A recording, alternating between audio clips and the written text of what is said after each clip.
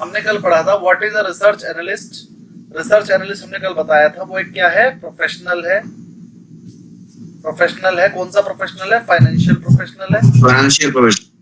Very good. Responsible for क्या करता है? वो एनालाइज करता है। एनालाइज करता है, दो चीजें एनालाइज करता है, एक तो मार्केट ट्रेंड्स को एनालाइज और एक फाइनेंशियल डेटा को एनालाइज करता है। इसलिए करता है जिससे कि हम इन्वेस्टमेंट अपॉर्चुनिटी ढूंढ पाए और रिकमेंड कर पाए। वो इसलिए एनालाइज करता है जिससे कि वो हमको रिकमेंडेशन दे पाए स्टॉक्स पे, बॉन्ड्स पे भी, और अदर सिक्योरिटी। अदर सिक्योरिटी में बहुत सारी सिक्योरिटीज आ जाती है। क्या म्यूचुअल फंड आ जाता है? Yes. Very good. Mutual fund भी यस यस। तो एक रिसर्च एनालिस्ट स्टॉक्स पे भी रिकमेंडेशन दे सकता है, बॉन्ड्स पे भी दे सकता है और म्यूचुअल फंड पर भी दे सकता है। लेकिन क्या कमोडिटीज पे दे सकता है? नहीं। रिकमेंडेशन नहीं नहीं। दे सकता। मार्केट ट्रेंड्स रिकमेंडेशन नहीं दे सकता, मार्केट ट्रेंड्स बता सकता है। Their insight help investor. ऐसा करता क्यों है? जिससे कि वो इन्वेस्टर्स को, फंड मैनेजर्स को और फाइनेंशियल इंस्टीट्यूशन को इन्फॉर्म डिसीजन लेने में इनसाइट्स बता देता है। इनसाइट्स मतलब इंपॉर्टेंट पॉइंट बता देता है उसके कि कल क्या हो सकता है। किस किस के लिए करता है काम वो? एक इन्वेस्टर्स के लिए, या फिर फंड मैनेजर्स के लिए, या फिर म्यूचुअल फंड, बैंक। बिल्कुल, या तो इन्वेस्टर्स के लिए, या म्यूचुअल फंड्स के लिए, या फिर बैंक्स के लिए। इन तीन बंदों के लिए ही वो काम करता है। रोल्स एंड रिस्पांसिबिलिटी क्या होती है? A research analyst have a several की टास्क। लेकिन सबसे मेन काम क्या है? एक तो फाइनेंशियल एनालिसिस, और फाइनेंशियल एनालिसिस में वो करता क्या है? Examine financial statement. Financial statement कौन कौन सी होती है? चार होती है, बताइए कौन कौन सी? पहली कैश फ्लो इसके बाद आपका कैश फ्लो, फंड फ्लो और notes to account. Statement of very good, very good. First हमने बताया था प्रॉफिट एंड लॉस अकाउंट, जिसे इनकम स्टेटमेंट भी बोलते हैं। सेकंड हमने बताया था शीट। थर्ड हमने बताया था cash flow end fund flow statement. और फोर्थ हमने बताया था नोट्स टू अकाउंट्स। और जो फाइनेंशियल अकाउंट होता है वो खुद नहीं बनाता है। कौन बनाता है financial account? Company management. Company management. Management. Audit कौन करता है उनका? सीए। सीए। और हम क्या करते हैं? रिसर्च एनालिस्ट क्या करता है? Analysis, research analysis. उनका एनालिसिस करना। Very good, very good. Research analyst क्या करता है? एनालाइज करता है उनको। अच्छा, और फाइनेंशियल स्टेटमेंट तो एग्जामिनिंग और एनालिसिस करता ही है, उसके अलावा क्या करता है? की फाइनेंशियल रेशियो कैलकुलेट भी करता है। तो की फाइनेंशियल रेशियो क्या वो खुद कैलकुलेट करता है रिसर्च एनालिस्ट, या मैनेजमेंट करके देता है? खुद करता है। Very good. फाइनेंशियल स्टेटमेंट वो खुद नहीं, अगर फाइनेंशियल रेशियो मैनेजमेंट ने कैलकुलेट करके ना दिए हो तो वो खुद करता है। तो फाइनेंशियल रेशियो कैलकुलेट करना एनालिसिस का पार्ट है। तो फाइनेंशियल रेशियोज वो खुद कैलकुलेट कर लेता है, लेकिन खुद फाइनेंशियल स्टेटमेंट नहीं बनाएगा। फाइनेंशियल स्टेटमेंट हमेशा मैनेजमेंट ही बनाएगी, वो सिर्फ उसको एनालाइज करेगा। और की फाइनेंशियल रेशियो वो खुद कैलकुलेट भी कर लेगा और फिर उसको एनालिसिस भी करेगा। वेरी गुड, बहुत ही बढ़िया। उसके अलावा हमने पढ़ा था industry and market research. Sir वो सिर्फ कंपनी की रिसर्च नहीं करता है। तो अपने आप को म्यूट कर लीजिए, क्या से आवाज आ रही है? जरूरत पड़ने पर क्या बोल सकते हैं? अगर आवाज कोई डिस्टरबेंस आ रही है तो फिर म्यूट रहिए। 26 कैंडिडेट हो चुके हैं आज। Industry and market research. Industry की रिसर्च भी करता है वो, और मार्केट की रिसर्च भी करता है। उसके बाद कंपनी पे आता है। Tracking economic trends, government policies की भी बात करता है। अब थोड़ा सा इसके बारे में हम थोड़ा सा और समझाएंगे, आप जरा ध्यान से समझिएगा। प्रैक्टिकल प्रॉब्लम कल एक मैम ने कहा था, सर प्रैक्टिकल प्रॉब्लम भी बताएंगे क्या? कौन थी, जरा नाम बताइए मैम।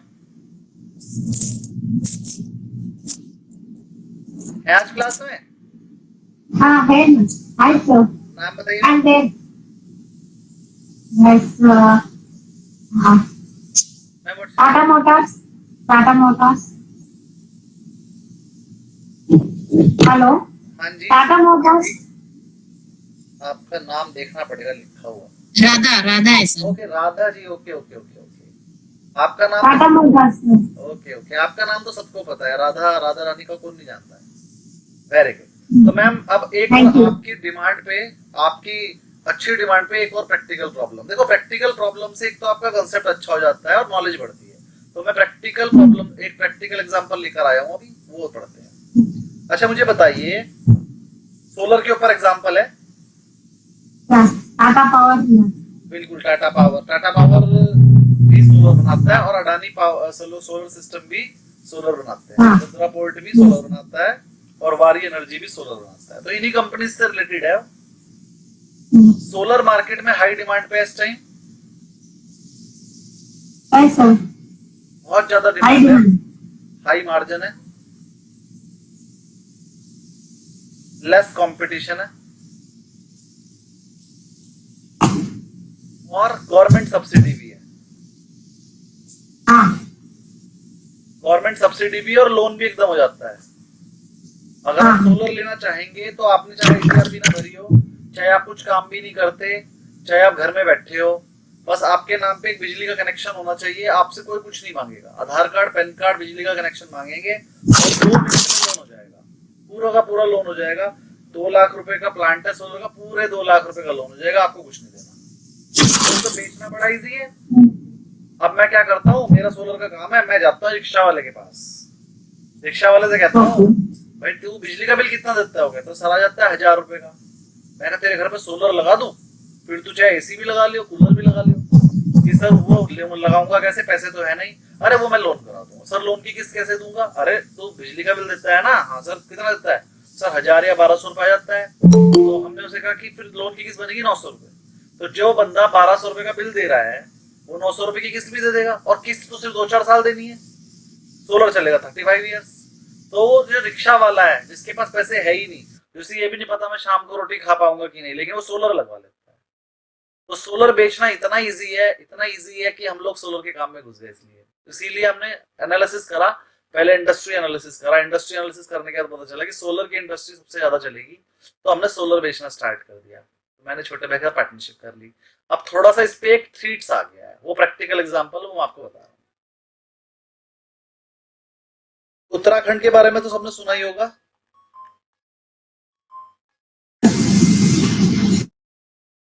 उत्तराखंड जहां पर देहरादून है, हरिद्वार है, जी सर। ऋषिकेश भी है, बद्रीनाथ और केदारनाथ भी है। ये सब कुछ सब उत्तराखंड में आता है। तो गवर्नमेंट क्या कहती थी, 3 किलोवाट का पैनल लगाते थे हम लोग, तो 3 किलोवाट की जो कॉस्ट होती थी वो थी 2 लाख रुपए। 2 लाख रुपए पे गवर्नमेंट कहती थी 1,36,800 रुपए की मैं सब्सिडी दे दूंगी। बचा कितना, मोटा मोटा कर लेते हैं तो लगभग 63,000 देना होता था पार्टी को, और 63,000 के बदले 1,90,000 का लोन मिल जाता था। मतलब हम ऐसे समझाते थे कि 2 लाख का सोलर है, 1,90,000 का लोन हो जाएगा।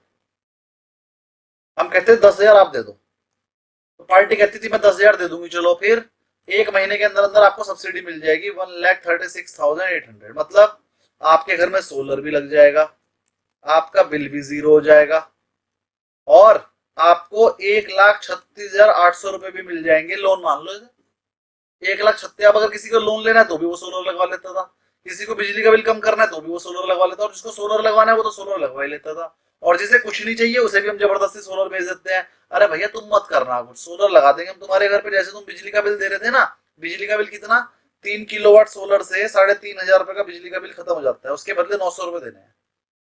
तो वो कहता था अच्छा, मतलब कि जो मैं 3,500 रुपए का बिजली का बिल दे रहा हूँ वो खत्म हो जाएगा, मेरे घर पे सोलर भी लग जाएगा, और मुझे 1,36,800 में मिल जाएंगे, और मुझे उसके बदले देने कितने से, 900 रुपए महीना।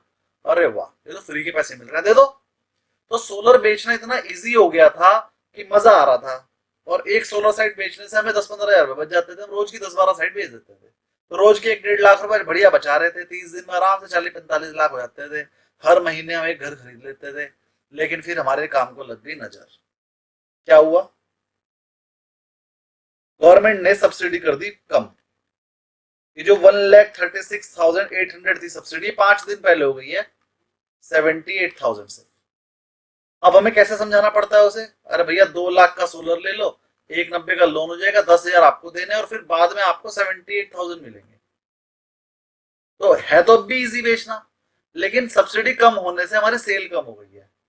और अगर मान लो 78 भी बंद हो जाए तो फिर बेचना थोड़ा मुश्किल हो जाएगा। फिर तो सोलर वही लेगा जिसे एक्चुअल में सोलर ही लेना है। ये जो लोन लेने वाले को भी हम सोलर देते थे वो नहीं होगा। तो किस किस को मेरा एग्जांपल समझ में आ रहा है कि अगर गवर्नमेंट पॉलिसी बदल गई, सब कुछ सेम है, जैसे पहले सोलर बिक रहा था वैसे ही बिकेगा, जैसे काम कर रहा था वैसे ही करेगा, कोई कंपटीशन नहीं बढ़ा, कोई मेरे को कोई मार्जिन का फर्क नहीं पड़ा। लेकिन गवर्नमेंट ने पॉलिसी चेंज कर दी बस, पहले सब्सिडी ज्यादा थी अब सब्सिडी कम है। तो इतनी सी बात की वजह से मेरे बिजनेस पे फर्क पड़ गया। और अब अगर मेरे को चिंता सताई जा रही है कि अगर पूरी की पूरी सब्सिडी ही खत्म हो गई तो बिजनेस ही, किस किस जिसको मेरी ये बात समझ में आ गई कि गवर्नमेंट की पॉलिसी से बिजनेस पे फर्क पड़ता है, किस किस को समझ में आ गई और किस किस को समझ में नहीं है, तो मैं और समझाऊंगा।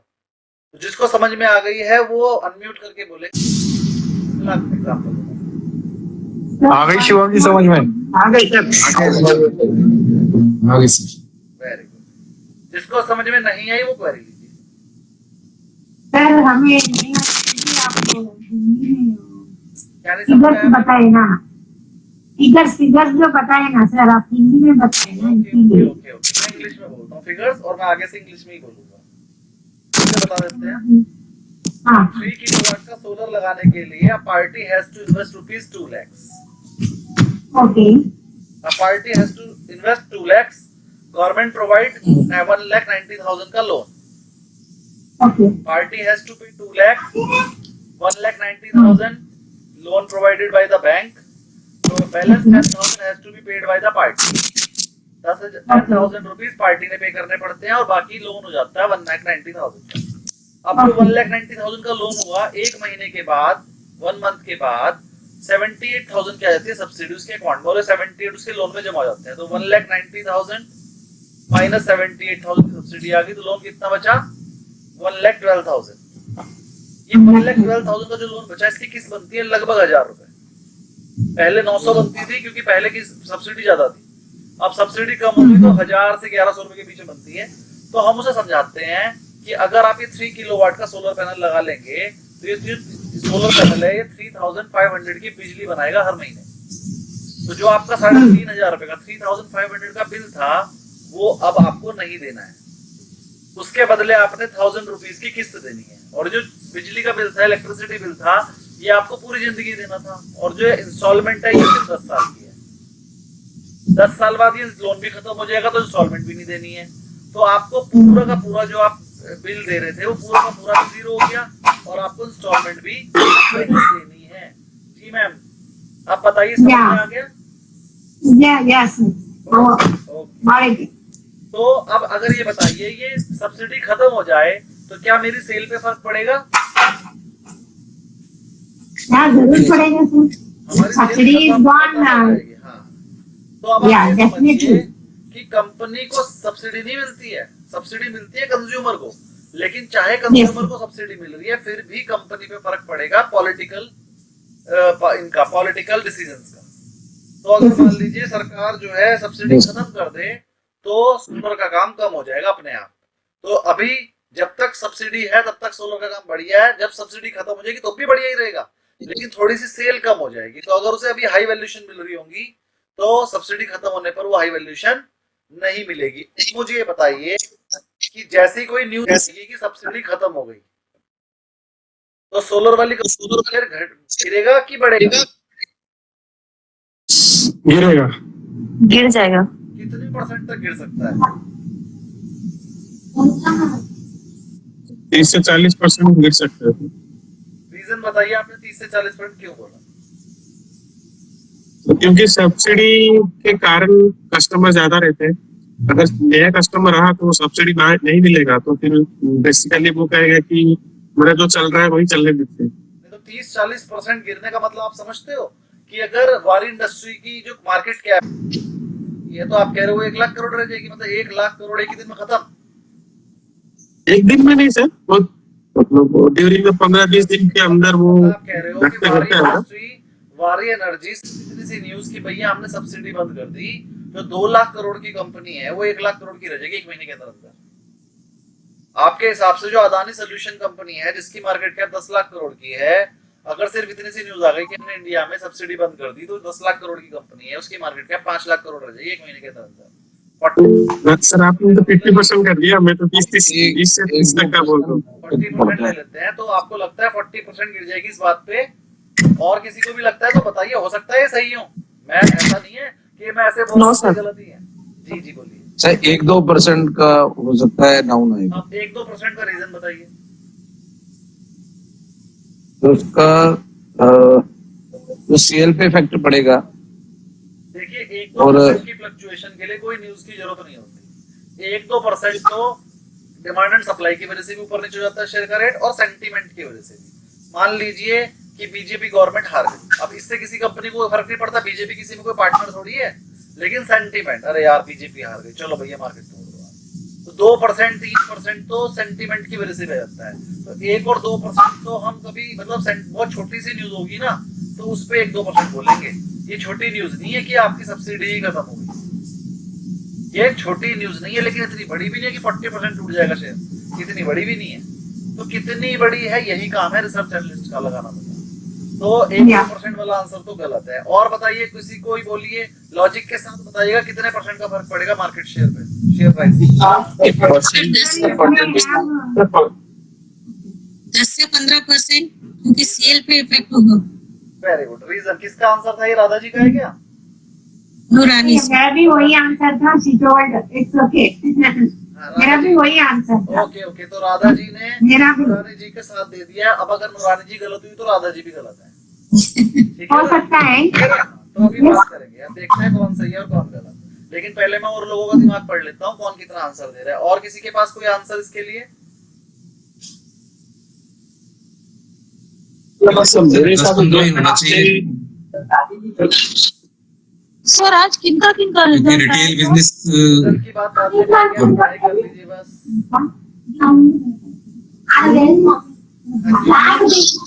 म्यूट कर लीजिए, जो नहीं बोल रहा है वो अपने आप को म्यूट कर लीजिए, पीछे से शोर आ रहा है।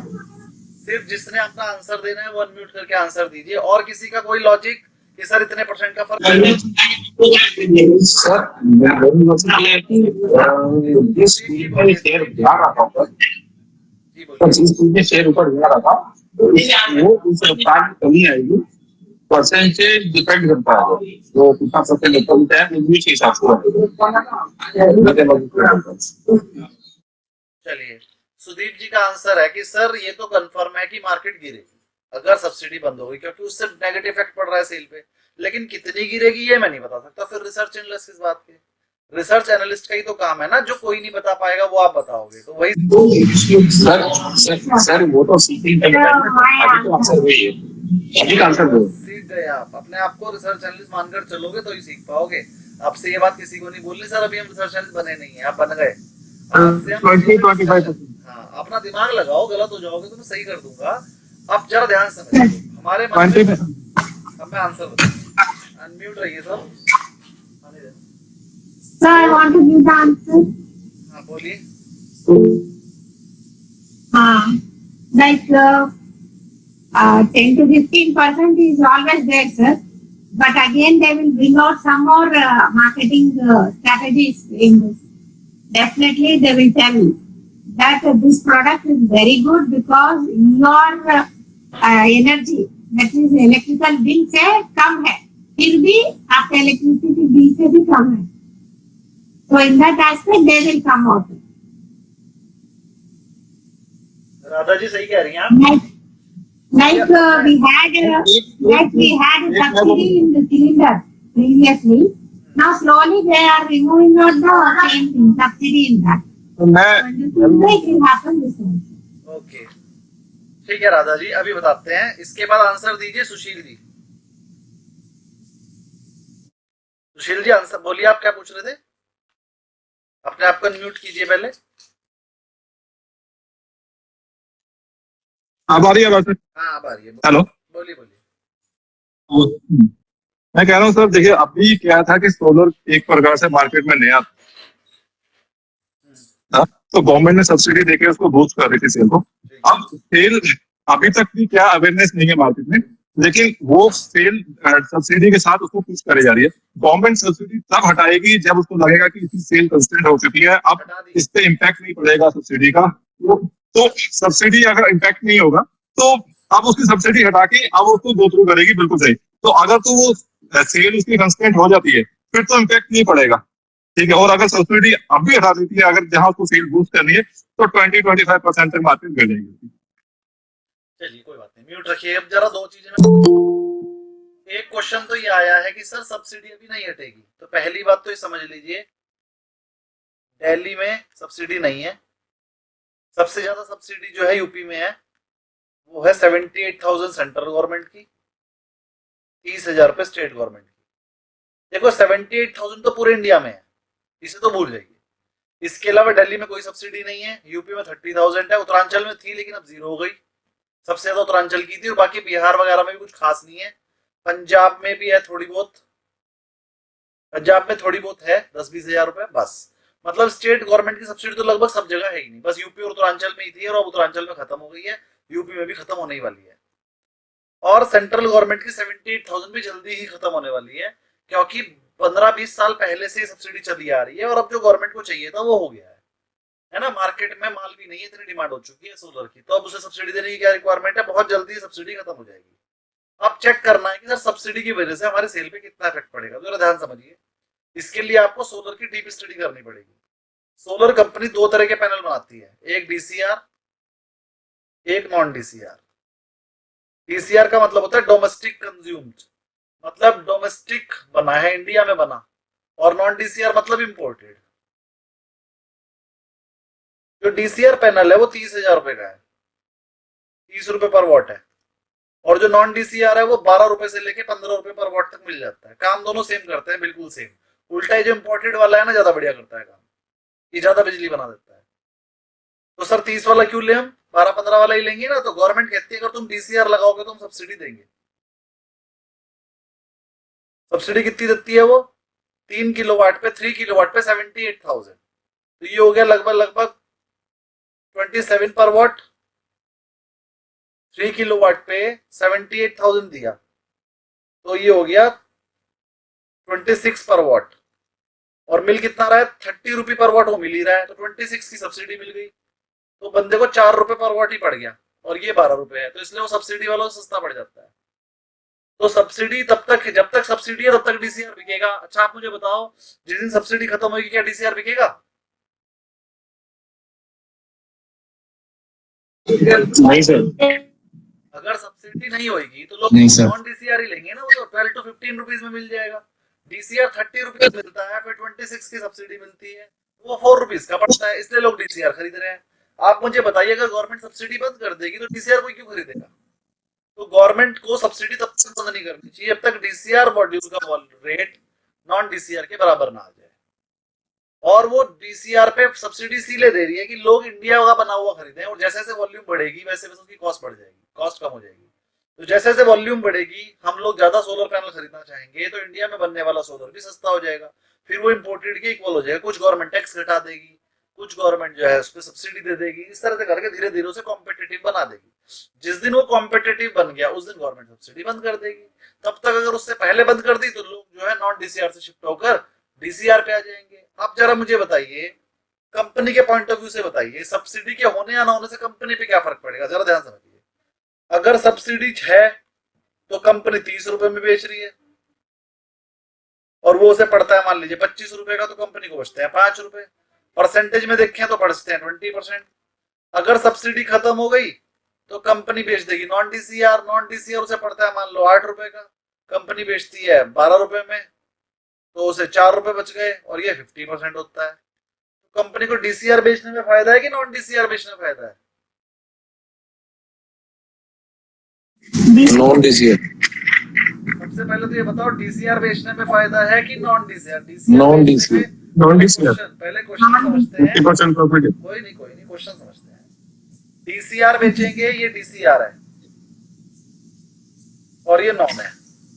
अगर डीसीआर बेचेंगे तो 5 रुपए बच रहे हैं 25 रुपए लगा के, और अगर नॉन डीसीआर बेचेंगे तो 5 की जगह 4 बच रहे हैं 12 रुपए लगा के। तो किसका आंसर है कि हमें कंपनी को डीसीआर बेचने में ज्यादा बेनिफिट है, और किसका आंसर नॉन डीसीआर? तो पहले डीसीआर वाले हैंड रेस कीजिए, या डीसीआर वाले बोलिए, अनम्यूट करके बोलिए सर डीसीआर बेचने में फायदा है। डीसीआर वाले बोलिए। डीसीआर वाले कोई नहीं है? मैं बोल रहा हूँ डीसीआर बेचने में फायदा है। कौन है मेरे साथ साथ? Non DCR. नहीं, डीसीआर वाला बोलिए। मेरे साथ कोई नहीं है, मैं अकेला हूँ आज। चलिए, यानी कि बाकी सब नॉन डीसीआर वाले हैं। अच्छा, नॉन डीसीआर वाला कौन कौन है? नॉन डीसीआर में यस सर। यस, मैं भी हूँ। आप नहीं है? sir. Yes, sir. 33%. पूरा क्लास है सर। 33% profit.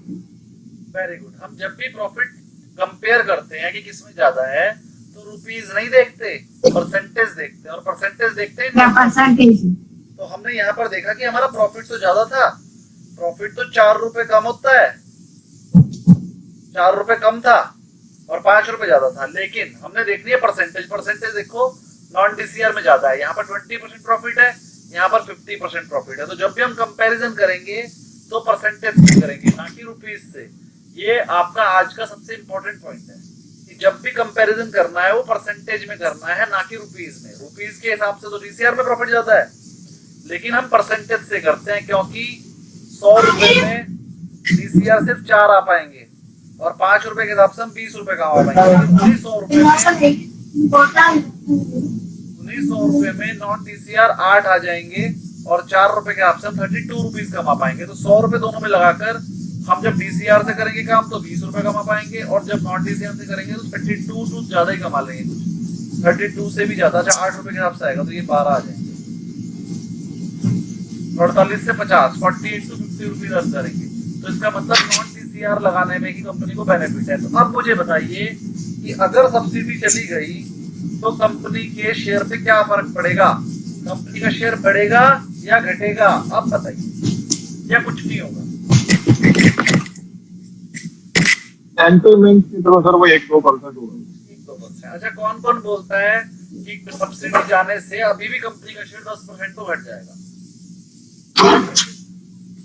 No sir. कौन बोलता है? नहीं करेगा सर, नहीं सर। कौन? राधा जी आपका और आंसर था कि क्या वहीं पर कायम है या बदल गए आप? नहीं सर, नहीं घटेगा। नहीं घटेगा, आपका कहना है कोई फर्क नहीं पड़ेगा, ज्यादा फर्क नहीं पड़ेगा। लेकिन ज्यादा अब फर्क नहीं पड़ेगा। जी बोलिए आंसर बोलिए। सर इसमें एफएस का इंडिकेटर बढ़ गया और शेयर और लगेगा। चलिए अब मैं आंसर देता हूँ, जरा ध्यान से सुनिएगा फिर बताइएगा आप मेरे से कितने सहमत हैं। जैसे ही सब्सिडी बंद हो जाएगी तो मान लीजिए कंपनी 1000 यूनिट बेचती है, उस 1000 में से 2 तरह की यूनिट हो सकती है, कॉमर्शियल, एक रेजिडेंशियल। रेजिडेंशियल मतलब घर, कॉमर्शियल मतलब फैक्ट्री। तो कॉमर्शियल जो फैक्ट्री है उसमें तो सब्सिडी मिलती ही नहीं है, तो वो तो एज इट इज बिकती रहेंगी। मान लो 1000 में से 600 यूनिट कॉमर्शियल थी और 400 यूनिट रेजिडेंशियल थी। अब जो कॉमर्शियल यूनिट थी वो तो सेम बिकती रहेंगी। 400 जो रेजिडेंशियल होती थी उसमें 2 तरह की होती थी, कुछ तो सब्सिडी वाली बिकती थी, कुछ नॉन सब्सिडी वाली बिकती थी। क्योंकि जो सब्सिडी है वो सिर्फ अप टू 3 किलोवाट ही है। जो सब्सिडी गवर्नमेंट दे रही है वो अप टू 3 किलोवाट ही दे रही है, उसके ऊपर सब्सिडी नहीं है। चाहे आप 10 किलोवाट भी लगाओ सब्सिडी 3 किलोवाट पे मिलती है। तो 400 में से 100 यूनिट सब्सिडी वाली बिकती थी और 300 यूनिट नॉन सब्सिडी बिका करती थी। अब अगर सब्सिडी बंद हो गई तो ये जो 100 लोग थे लगाना बंद कर देंगे, क्योंकि ये तो गरीब लोग हैं, ये बिना सब्सिडी के लगाते ही नहीं है। लेकिन इनमें से भी 10 लोग तो लगा ही लेंगे, तो 1000 में से 90 यूनिट बिकनी बंद हो जाएंगी हमारी। तो 90 यूनिट परसेंटेज में निकालने तो कितनी है? 9%। जब सेल कंपनी की 9% कम होगी तो प्रॉफिट नहीं 0.9 है ये, अच्छा 0.9 है। 1000 में 9 है, हाँ 1000 में 90 है तो कितने परसेंट हुआ? तो 90 है, 90 है, ठीक है। हाँ तो कितने परसेंट हुआ? नहीं हम सोचा 9 है, 90 ठीक है, 9% है। हाँ 9% लिखा है मैंने, 9%। ठीक है, ये 9 ये परसेंट है। तो 9% अगर आपकी सेल कम होगी तो प्रॉफिट भी तो 9% के लगभग कम हो जाएगा। तो इसका मतलब अगर सब्सिडी वाली बात बंद हुई तो देखो कितना पहले हमने कितना सोचा इसमें लॉजिक के साथ कि कंपनी की टोटल सेल में से कितने परसेंट कॉमर्शियल है, कितने परसेंट रेजिडेंशियल है, और उस रेजिडेंशियल सेल में से भी कितने परसेंट सब्सिडी वाली है, और उस सब्सिडी वाली में से भी कितने परसेंट बंद हो जाएगी। अगर सब्सिडी बंद होगी तो हम मानकर चल रहे हैं कि 10% सब्सिडी वाली सेल थी तो उसमें से कम एक आधा बंदा तो अभी भी कन्वर्ट हो जाएगा। तो 9%, 100 में से 9 बंदे, अच्छा 9 है, सॉरी हाँ आप सही कह रहे थे, 100 में से 90, हाँ 90 तो है, ठीक है। 10 बंदे तो ऐसे हैं जो कर लेंगे, अभी भी ले लेंगे, 90 नहीं ले पाएंगे। तो टोटल 1000 में 90 बंदे ऐसे हैं जो अब नहीं लेंगे उस सोलर सिस्टम को। तो यानी कि कंपनी की सेल पे 9% का फर्क पड़ेगा। 9% डाउन होगी तो हम ऐसा अज्यूम कर सकते हैं जब सेल 9% डाउन होगी तो प्रॉफिट भी 9 to 10% डाउन हो जाएगा। और जब कंपनी का प्रॉफिट 9 to 10% डाउन होगा तो शेयर का प्राइस भी 10 to 12% तक डाउन होगा। किसको ये वाला लॉजिक समझ में नहीं आ रहा है?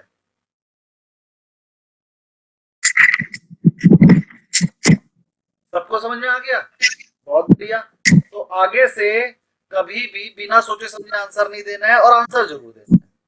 तो जब भी आंसर देना है उसके बारे में लॉजिकली सोचना है, लॉजिकली। अच्छा, अब एक बात बताइए, मान लीजिए पेपर देने के बाद आपने पेपर दिया, बहुत अच्छी तैयारी करके गए थे, पेपर में कुछ अटपटा आ गया और आप फेल हो गए। फेल होने के बाद आप अपने आप को एनालाइज कैसे करोगे? सर अगली बार पास होना है तो कैसे करोगे? सिर्फ ऐसे ही घर जाके पढ़ाई करनी है? अरे पढ़ाई तो आप करके गए थे। अगर आप पढ़ाई करके गए थे, पूरी बुक कर ली थी, सारे क्वेश्चंस कर लिए थे, लेकिन आपके पास फेल हो गया, तो आप अपने आप का एनालिसिस कैसे करेंगे अगली बार पास होने के लिए? आप उसके लिए आपको एनालिसिस ऐसे करना पड़ेगा। सबसे पहले तो आपको ये अंदाजा लगाना पड़ेगा जो पेपर में क्वेश्चंस आए थे वो कौन से लेसन में से कितने आए थे। फिर आपने एक वेटेज बना लोगे, हर लेसन में इतने इतने परसेंट के क्वेश्चन आए थे। फिर वो क्वेश्चंस में से कितने परसेंट न्यूमेरिकल थे और कितने परसेंट थ्योरेटिकल थे। फिर आप एक वेटेज बना लोगे, इस लेसन में से थ्योरी ज्यादा आती है, इस वाले लेसन में से न्यूमेरिकल ज्यादा आते हैं, और इस वाले लेसन का वेटेज ओवरऑल ज्यादा है, इस वाले लेसन का कम है। इतना एनालिसिस करने के बाद आप ये रीजन निकालोगे कि जब मैं सब कुछ पढ़कर गया था तो फेल कैसे हो गया। अब या तो आपका न्यूमेरिकल वीक होगा या थ्योरी वीक होगी। जो चीज आपकी वीक है उस पर ज्यादा मेहनत करोगे। अगर न्यूमेरिकल वीक था तो इस बार न्यूमेरिकल पे ज्यादा ध्यान दोगे, और अगर थ्योरी कंप्लीट करके आए हो आप तो फिर थ्योरी पे ज्यादा ध्यान दोगे। फिर आप ये चीज ध्यान करोगे कि जो आप पढ़कर गए थे क्या वही पेपर में आया था, और फेल हुआ तो गलत तो किया ही है, तो गलत क्यों किया? तो एनालिसिस करना पड़ेगा। अगर आप एनालाइज कर पाके अपना बिल्कुल सही डिसीजन ले लोगे कि मैं इस वजह से फेल हुआ था, तो नेक्स्ट टाइम पास हो जाओगे। और अगर आपने अपना एनालिसिस किया ही नहीं और फिर से वही किताब खोल के, बुक खोल के फर्स्ट लेसन से स्टार्ट होगा और लास्ट तक पढ़ रहे हो, तो जो गलतियां पिछली बार करी थी, जो चीज पिछली बार छोड़ दी थी, उस बार भी छूट जाएगी और फिर से फेल हो जाओगे। ये वाला मैंने एग्जांपल इसलिए लिया है कि कभी भी आपके साथ कुछ गलत हो जाए, कभी भी आपको कोई डिसीजन लेना हो, तो थोड़ा काम हो जाइए, पहले शांत हो जाइए और फिर उसके बारे में सोचिए। सोचने के बाद कीजिए प्लानिंग। प्लानिंग पे 10 मिनट लगाओगे तो एग्जीक्यूशन के 20 मिनट बच जाएंगे। प्लानिंग पे if you invest 10 minutes in planning, you will save more than 20 minutes in execution किसी भी काम में। अब अगर मान लीजिए आपको कोई काम करना था और वो काम आपसे नहीं हो पाया, टाइम ज्यादा लग गया, तो नेक्स्ट टाइम उस काम को करने से पहले 2 मिनट सोचो। तो 2 मिनट ये सोचने की वजह से टाइम वेस्ट नहीं हो रहा है, वो 2 मिनट सोचने की वजह से 5 मिनट बचा लो, तो तब आप वो काम अच्छे से कर पाएंगे। ऐसे ही अगर मैं आपसे क्वेश्चन पूछ रहा हूँ कि अच्छा बताइए इस न्यूज का क्या इफेक्ट पड़ेगा, तो फट से आंसर नहीं देना है, क्योंकि सीधा आंसर तो मैं कभी पूछूंगा ही नहीं। सीधा आंसर तो मैं पूछता ही नहीं हूँ, मेरे खून में ही नहीं है। मैं टेढ़ा इंसान हूँ और आपको टेढ़ा बनाना है। अभी हर चीज सोच समझ के देनी है जवाब। अगर मेरे से मेरे बच्चे भी पूछते हैं ना पापा पानी पियेंगे क्या, तो मैं सोचता हूँ पहले क्या मुझे पानी पीना है या नहीं पीना है। क्या क्या सोचता हूँ वो छोड़ दीजिए, आगे की क्लास में आप भी सोचना शुरू कर देंगे, आपको बताएंगे हम। लेकिन बिना सोचे समझे कोई आंसर कभी भी किसी को नहीं देना है, तभी तो 200 गुना नॉलेज बढ़ेगी। हर काम सोच सोच के करना है, प्रैक्टिकली करना।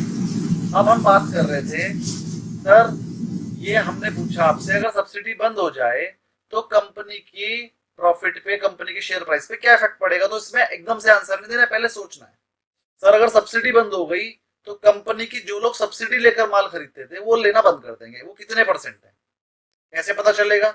वो आपको अगर नहीं पता है तो आप कहोगे सर हम आंसर नहीं दे सकते, हमें पता ही नहीं है। उसकी इनसाइट्स लेकर आओगे। कहां से लोगे? ऑनलाइन।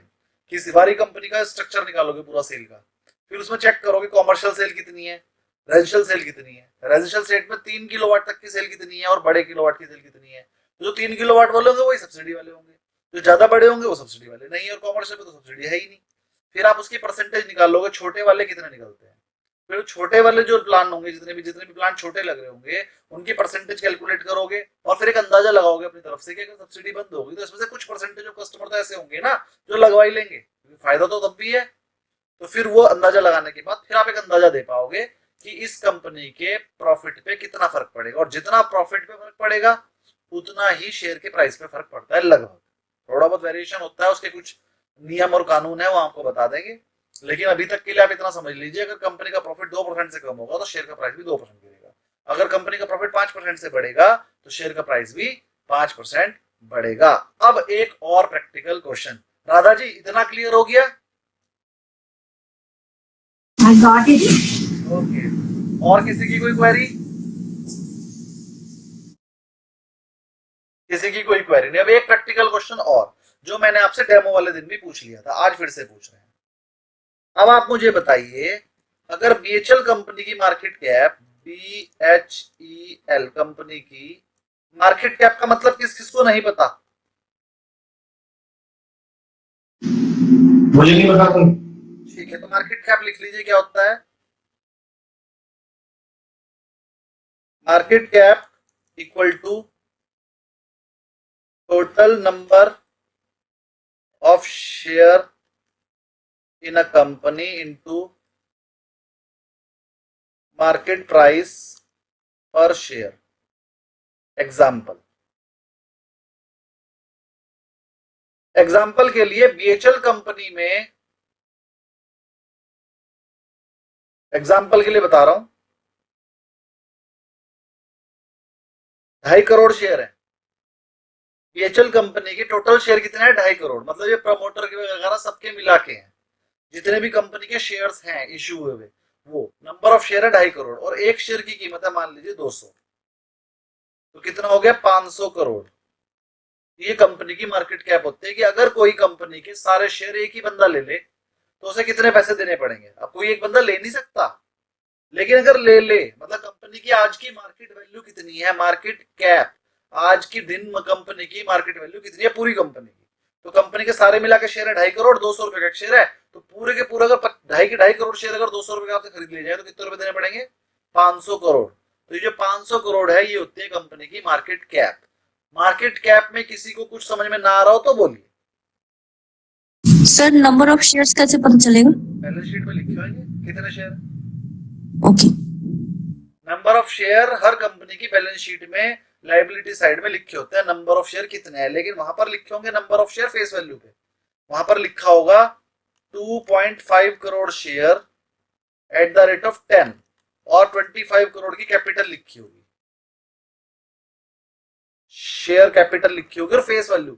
अब जो यहां पर वैल्यू लिखी होती है बैलेंस शीट में, इसे बोलते हैं फेस वैल्यू। क्या बोलते हैं? Face value. तो फेस वैल्यू ₹10 या 100 रुपए के हिसाब से जो शेयर की फेस वैल्यू होती है उसके हिसाब से यहाँ पर कैपिटल लिखी होगी। मार्केट कैप निकालते हुए आपने सिर्फ नंबर ऑफ शेयर यहाँ से बैलेंस शीट में से ले लेने हैं और उसे मार्केट प्राइस से मल्टीप्लाई करना है। मार्केट प्राइस से मल्टीप्लाई करके क्या निकलेगी? Market cap. और फेस वैल्यू से मल्टीप्लाई करके क्या निकलेगी? Share capital. शेयर कैपिटल और मार्केट कैप के बीच में डिफरेंस समझ में आ गया सबको?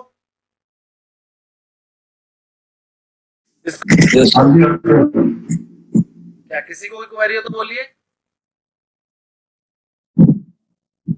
Very good. मेरी क्लास में ना ज्यादातर क्वेरी आती सर एक बार फेस वैल्यू समझा देना, क्योंकि हर कंपनी का दो भी होता है, 5 भी होता है, 10 भी है, होता है। 5, 10, 100 सब होता है, बता देता हूँ। मेरी क्लास में ज्यादातर क्वेरी आती नहीं है। अब इसकी दो बातें हो सकती हैं, या तो मैं बहुत बढ़िया पढ़ा रहा हूँ या फिर आप लोगों को समझ में ही नहीं आ रहा तो इसलिए शांत बैठे हो। तो अगर मैं बढ़िया पढ़ा रहा हूँ, आपको सब कुछ समझ में आ रहा है, फिर तो ठीक है। लेकिन अगर आपको कुछ भी समझ में नहीं आ रहा है इसलिए आप कुछ क्वेरी नहीं ले रहे हो, ये गलत है। तो अगर समझ में नहीं आ रहा है तो आप बताइए, ठीक है? मुझे अच्छा लगा। Very good. अगर कुछ पूछना है तो बोलिए। फेस वैल्यू बता रहे हैं फिर हम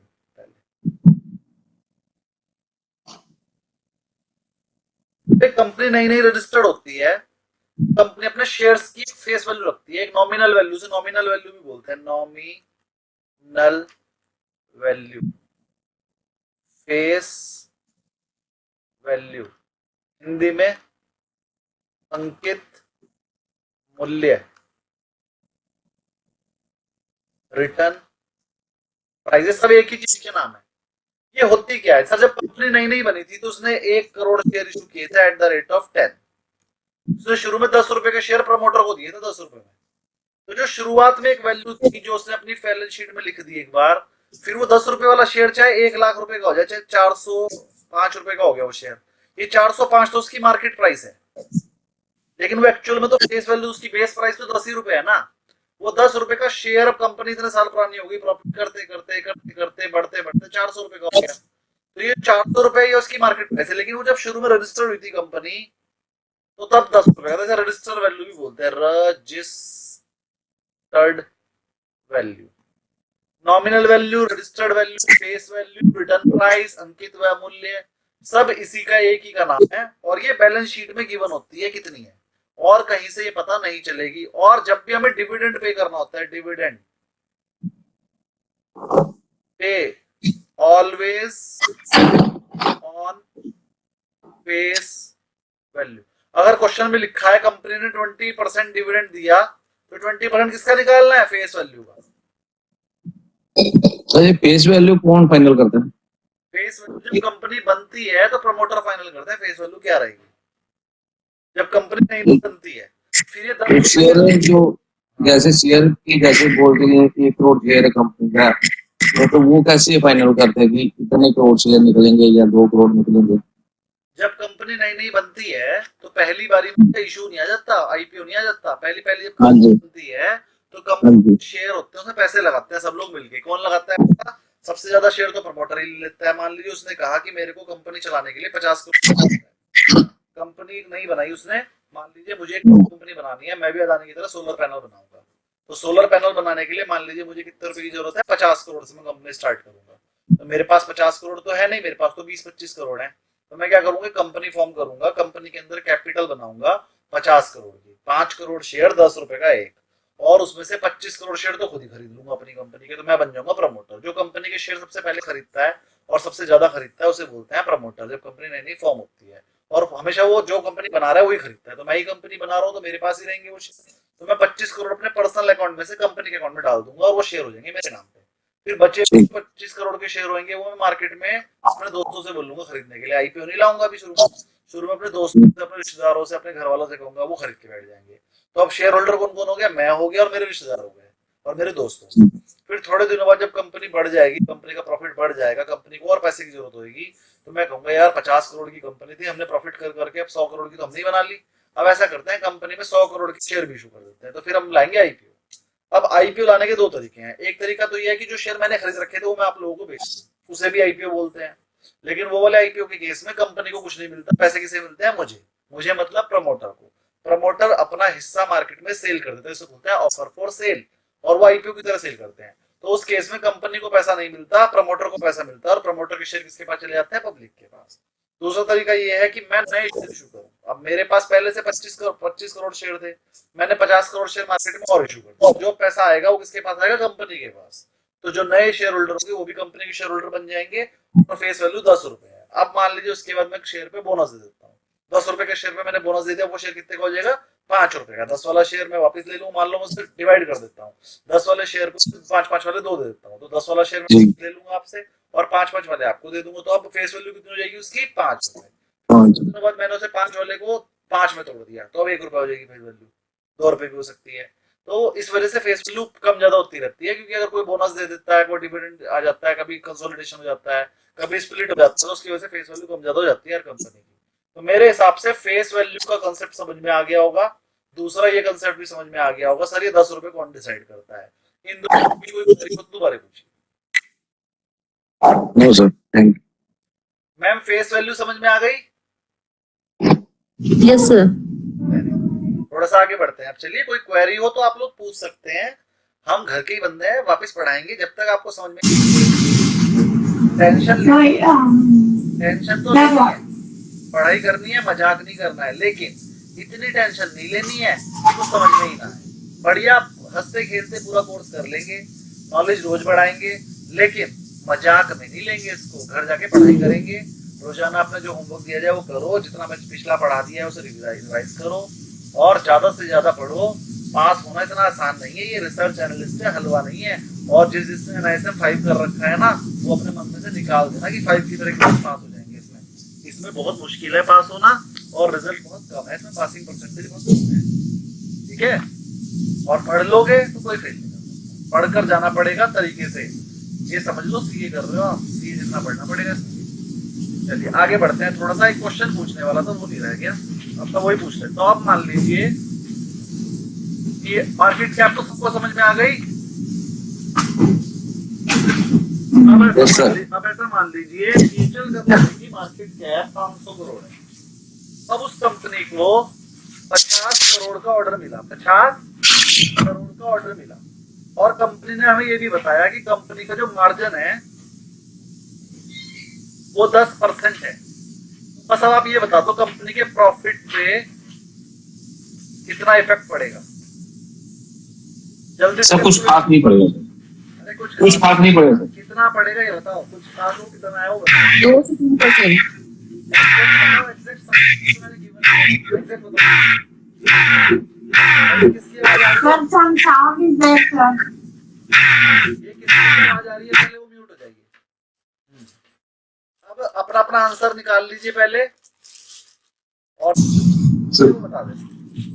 सर 10% का आपका कहना ये है कि 10% प्रॉफिट कम हो जाएगा कि ज्यादा?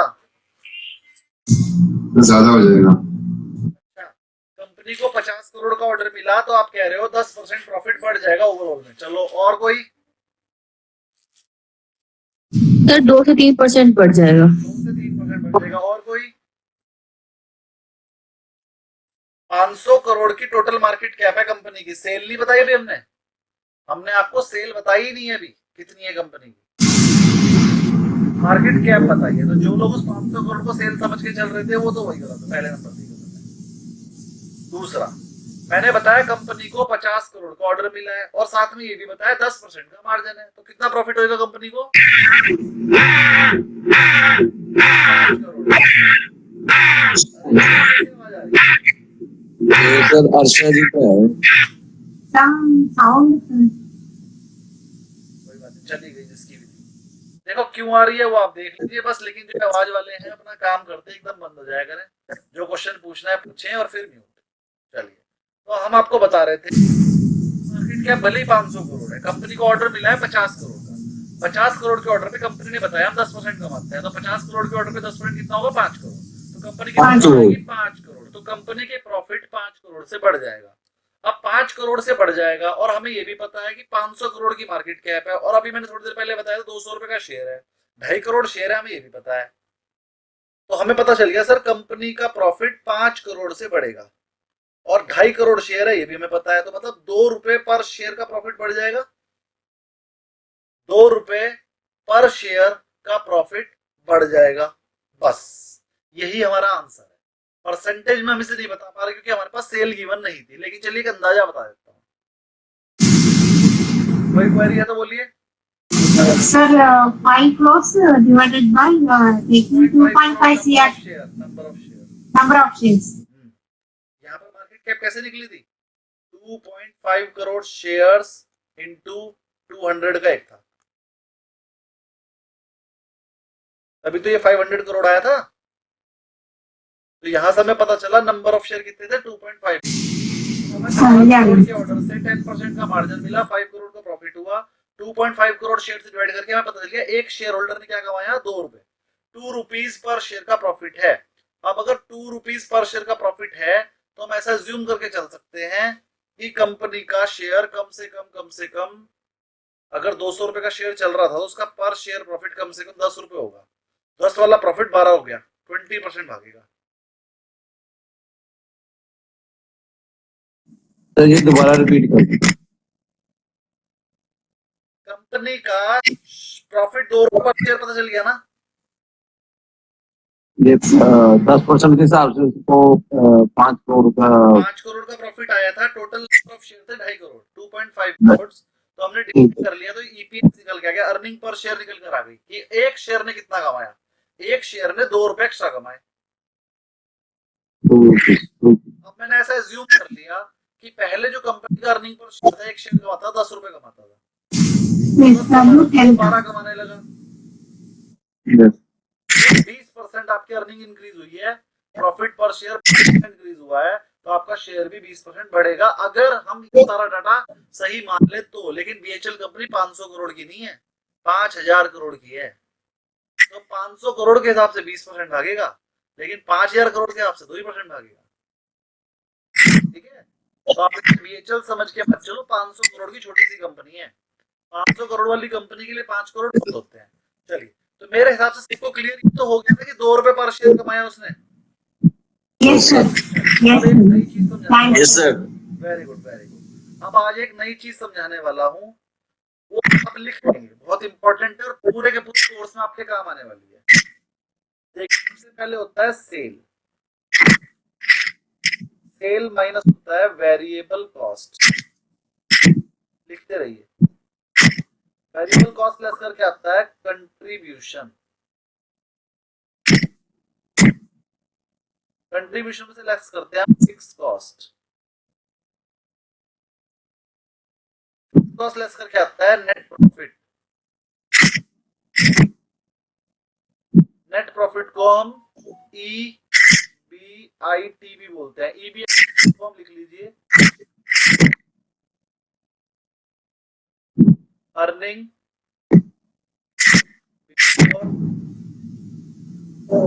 Interest and taxes. फिर इसमें से हम इंटरेस्ट इसका minus fixed cost. Sir, हाँ जी sir, variable cost by contribution. Variable cost से कंट्रीब्यूशन आया, कंट्रीब्यूशन के बाद फिक्स कॉस्ट लेस की, फिक्स कॉस्ट लेस करने के बाद आया EBIT। EBIT की फुल फॉर्म होती है earning before interest and taxes. मतलब ये वो वाला प्रॉफिट है जिसमें से भी इंटरेस्ट और टैक्सेस लेस नहीं किए। फिर हम इंटरेस्ट लेस कर सकते हैं तो निकल कर आता है अर्निंग बिफोर टैक्सेस।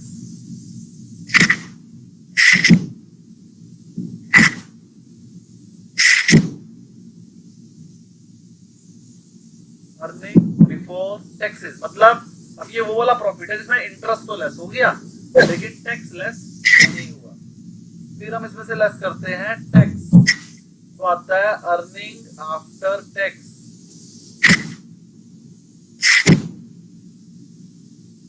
इतना कॉपी कर लीजिए, फिर आगे बताऊंगा।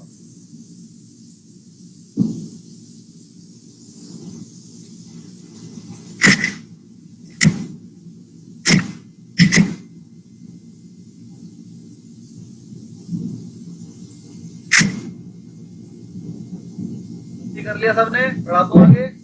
Yes sir. ये जो अर्निंग आफ्टर टैक्स आया है ये वो वाला प्रॉफिट है जिसमें से हमने इंटरेस्ट भी दे दिया, टैक्स भी दे दिया। अभी जो प्रॉफिट है किसका है? शेयर होल्डर्स का।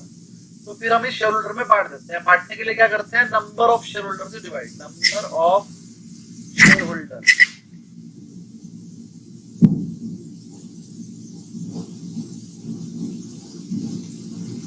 को बी से डिवाइड कर देते हैं, ए डिवाइडेड बाई बी कर देते हैं। इसे बोलते हैं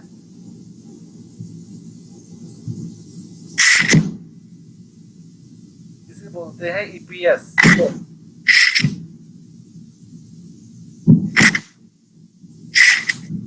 अर्निंग पर शेयर। इतना कॉपी कर लिया, इरेज कर रहा हूं। सर एक मिनट सर, ए का बी किया क्या सर? वो A डिवाइडेड बाई B किया। A मतलब अर्निंग। सर ए का फुल फॉर्म? A का फुल फॉर्म नहीं है ये, EAT जो था ना इसको A एज्यूम कर लिया और जो नंबर ऑफ शेयर्स को B एज्यूम कर लिया, तो A डिवाइडेड बाई B किया, मतलब इसको इससे डिवाइड कर दिया, तो आंसर आया EPS। इसकी फुल फॉर्म है अर्निंग पर शेयर। इतना कॉपी कर लिया? Yes sir. इरेज कर रहा हूं। अब देखिए फिर से, अब जरा जल्दी शॉर्टकट में लिखूंगा। मैंने बताया sales minus VC contribution minus FT, EBIT minus interest, EBT minus tax, EAT divided by number of share, EPS। यहाँ तक तो सबने लिख लिया? नहीं सर। ये EPS जो होता है यही होता है कि एक शेयर कितना कमा रहा है। चलो अब इसे फिगर्स में डालता हूँ। सर कंपनी की सेल थी 1000 करोड़, VC थी 400 करोड़, कंट्रीब्यूशन था 600 करोड़, फिक्स कॉस्ट थी 300 करोड़, EBIT आ गया 300 करोड़, इंटरेस्ट आ गया 100 करोड़, EBT आ गया 200 करोड़, टैक्स आ गया at the rate of 30%, 60 crore, earning after tax आ गई 140 करोड़, नंबर ऑफ शेयर थे 10 करोड़, EPS आ गया 1.40 रुपीज। एक शेयर से कितना कमाया? ₹1.40। कोई प्रॉब्लम? कोई प्रॉब्लम किसी को अभी तक? ठीक है sir. Very good, very good. नहीं है सर। अब एक question, practical problem. Radha ji कैसी लग रही है क्लास आज की? थोड़ा सा फास्ट है सर। आज तो मैं बहुत धीरे धीरे पढ़ा रहा हूँ। कोई चीज समझ में ना आए तो पूछ लेना, न्यूमेरिकल क्लास है, थोड़ी सी हार्ड लग रही है, कोई चीज समझ में ना आए तो पूछ लिया करें। जो मैंने अभी आपको पूरा ये लास्ट में बताए ना। बताएंगे, आप पूछते रहा करो, जब अभी बीच बीच में भी पूछते रहा करो, कुछ समझ में ना आए तो। ठीक है। जी, अब ये बताइए, जो मैंने पूरा आपको शीट बनाकर दी है, ये समझ में आ गई ये वाली? हाँ ये वाली बस यही समझ में variable cost. Variable variable cost. Cost. हाँ, अब एक क्वेश्चन, प्रैक्टिकल क्वेश्चन फिर से। अगर मैं कहूँ इस कंपनी को 100 करोड़ का एक ऑर्डर मिल गया, इसी कंपनी को, सब कुछ आपके सामने है, पूरा पीएल अकाउंट, 100 करोड़ का ऑर्डर मिल गया और कंपनी ने कहा कि हम इस ऑर्डर को पूरा करने के लिए 10% का मार्जिन लेंगे। मार्जिन का मतलब होता है ईबीआईटी, ईबीआईटी मतलब नेट प्रॉफिट। तो कंपनी ने कहा कि 100 करोड़ के ऑर्डर से हमें 10% का प्रॉफिट ज्यादा होगा। तो मुझे बताओ इसके प्रॉफिट पे कितना फर्क पड़ेगा? तो कैसे निकालेंगे? देखो, हमें ऊपर से मतलब नहीं है, हमें पता है कंपनी ने कहा कि अगर 100 करोड़ का ऑर्डर मिलेगा तो 10% का प्रॉफिट होगा, मतलब 300 बढ़कर कितना हो जाएगा? 310। 300 तो पहले से ही था, प्लस 100 करोड़ का 10%। ये 310 किस किस को समझ में नहीं आया? सर एक बार फिर से बोलिए, नहीं समझ में आया सर। क्वेश्चन, हाँ क्वेश्चन था कि इस कंपनी को 100 करोड़ का एक ऑर्डर और मिल गया, जो नॉर्मली ऑर्डर मिलते हैं वो तो मिल ही रहे हैं, प्लस एक 100 करोड़ का ऑर्डर और आ गया। अब और कंपनी ने कहा उस पे हम 10% मार्जिन लेंगे, ये रहा। तो 100 करोड़ का ऑर्डर, 10% मार्जिन, तो कंपनी कितना एक्स्ट्रा कमा लेगी? 10 करोड़। 10 करोड़। तो कंपनी 300 करोड़ पहले से कमाती थी, 10 करोड़ उसने और कमा लिए, तो 310 करोड़ कमाएगी ना? Yes sir. Yes sir. तो Yes, sir. 310 सबको समझ में आ गया? Yes sir. तो अगर कंपनी को 100 करोड़ का ऑर्डर मिला होगा तो उसके प्रॉफिट पे क्या इफेक्ट पड़ेगा, कैसे निकालेंगे? भाई 310 करोड़ कमाएगी, इंटरेस्ट 100 ही रहेगा, ये 200 आ जाएगा, 210 आ जाएगा। टैक्स 30% है तो 210 पे लगेगा ना, पहले 200 पे लग रहा था, कितने पे लगेगा? 210 पे। तो 63 का लगेगा, हम्म, लेस करके आ जाएगा 137 सात, करोड़। और नंबर ऑफ शेयर रहेंगे, ईपीएस आ जाएगा 1.47। ईपीएस पे कितना फर्क पड़ा, कितने पैसे का फर्क पड़ा? 7 पैसे। 7 पैसे। 7 पैसे। Very good. 7 पैसे। 0.07 रुपीज का, 0.07 को बोलते हैं 7 पैसे। 70 पैसे तो कोई नहीं बोल रहा है। अच्छा, परसेंटेज में कितना फर्क पड़ा? परसेंटेज में कल से लेना पड़ेगा। 1.02।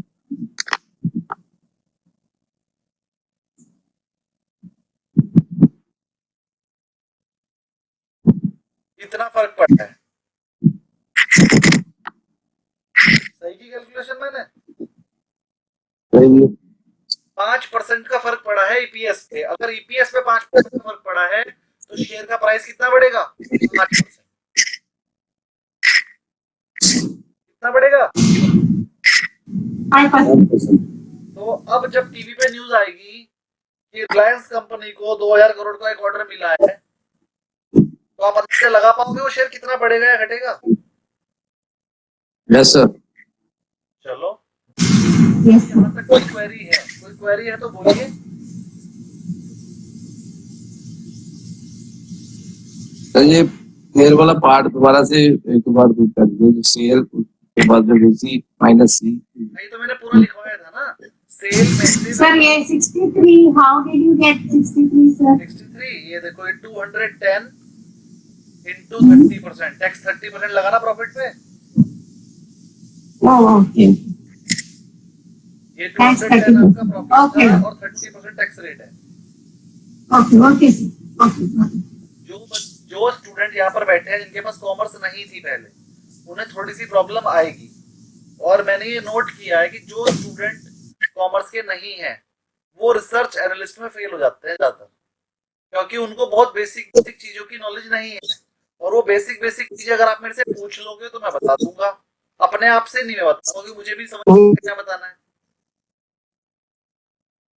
तो वो बेसिक बेसिक पूछ लिया करें, मैं बताऊंगा, कोई प्रॉब्लम नहीं है ना सर। एसेट्स क्या होती है मैं वो भी बताऊंगा। आप मेरे से पूछेंगे ना सर टैक्स का मतलब क्या होता है, मैं वो भी बताऊंगा, सब बताऊंगा जो आप पूछेंगे, लेकिन पूछना आपको पड़ेगा। कोई क्वेरी है तो बोलिए। प्रतीक जी आपका हैंड रेज है, कोई क्वेरी है क्या? नहीं सर, वो बाद में। कोई बात नहीं। आगे बढ़ते हैं सर। अब एक क्वेश्चन और ले रहा हूँ प्रैक्टिकल। हाँ क्वेरी बोलिए कोई और। And 147 also, how did you get sir 147? बता रहा Earnings हूँ। after tax. ये 1.47, ये 1.47 है। कैसे हाँ, आया? हाँ। ये 147 करोड़ तो पता चल गया कैसा आया? वही नहीं पता चल रहा। अच्छा 210 माइनस 63। Oh. अरे ये तो पूरी की पूरी टेबल ही है ना, ईबीटी में से टैक्स लेस करना होता है। Yes sir, yes sir. Simple. कोई बात नहीं। चलो और कोई क्वेरी? ये 1.47 तो पता चल गया होगा। ये Yes, sir. 1.47 मैम आपको 1.47 तो पता है? 1.47 you divide by डिवाइड किया मैंने, a divided by b। A divided by B. 147 जो करोड़ था उसे 10 करोड़ से डिवाइड कर दिया तो 1.47 आया। कोई प्रॉब्लम तो नहीं? नहीं sir. वेरी गुड, कोई बात नहीं, कोई बात नहीं, पूछते रहा करो। अगला क्वेश्चन ये है कि कंपनी ने 100 करोड़ का लोन ले लिया और कंपनी ने 100 करोड़ का लोन और ले लिया। हाँ जी, ऐसी न्यूज आती है ना, अब रिलायंस कंपनी ने 100 करोड़ का लोन और ले लिया, या फिर रिलायंस कंपनी ने 100 करोड़ के नए शेयर इशू कर दिए, या फिर कंपनी ने प्रमोटर को 100 करोड़ के शेयर और इशू कर दिए। अरे किसी को भी इशू करे पैसा तो कंपनी में ही आएगा। तो आप एनालाइज कैसे करोगे उसे कि कंपनी के लिए पॉजिटिव है या नेगेटिव है, कितना पॉजिटिव है, 2% बढ़ेगा कि 5% बढ़ेगा कि 10% बढ़ेगा, कैसे पता चलेगा? आज बैंक ऑफ बड़ौदा का रिजल्ट आया था तो मैंने देखा बैंक ऑफ बड़ौदा का रिजल्ट आया भाई, तो मैंने देखा कि उसके मार्जिन थोड़े से घट गए। 3 पॉइंट जो उसकी नेट मार्जिन थे, उसके नेट इंटरेस्ट मार्जिन एनआईएम जो पिछले क्वार्टरों में 3 पॉइंट समथिंग परसेंट हुआ करता था, 3.2 के आसपास, इस बार 2.9 आया। 3.9 था 2.9 आया, तो बताओ कितना फर्क पड़ना चाहिए उसके प्राइस पे? जो बैंक हर बार 3.9% कमा लेता था, इस बार 2.9% कमाया, तो कितना फर्क पड़ना चाहिए प्राइस पे? 25%. 25%। प्रॉफिट बढ़कर आया है, पिछले क्वार्टर में जितना कमाया था उससे ज्यादा कमाया इस बार उसने, लेकिन नेट इंटरेस्ट मार्जिन कम हो गया। मतलब लोन इस बार ज्यादा बांट दिए उसने। 100 रुपए का लोन बांट रहा था, उसमें 5 रुपए से 5 रुपए कमा रहा था, की बार 200 रुपए के लोन बांट दिए, 4 रुपए कमाए, तो 5 की जगह 4 कमाए हैं, लेकिन ओवरऑल में प्रॉफिट बढ़कर आ गया। अब बताइए कितना फर्क पड़ना चाहिए? कंपनी का प्रॉफिट तो बढ़कर आया है लेकिन परसेंटेज ऑफ मार्जिन कम हो गया। आप ऐसे समझ लीजिए कि मैं 20 स्टूडेंट को पढ़ा रहा था, एक स्टूडेंट से मेरे को 10,000 मिलते हैं।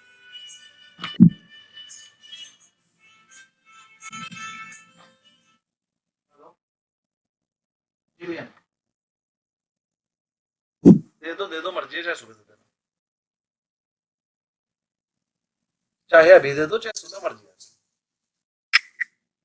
है। दे दो फिर दे दो, क्या कपड़े रखवा दे नीचे।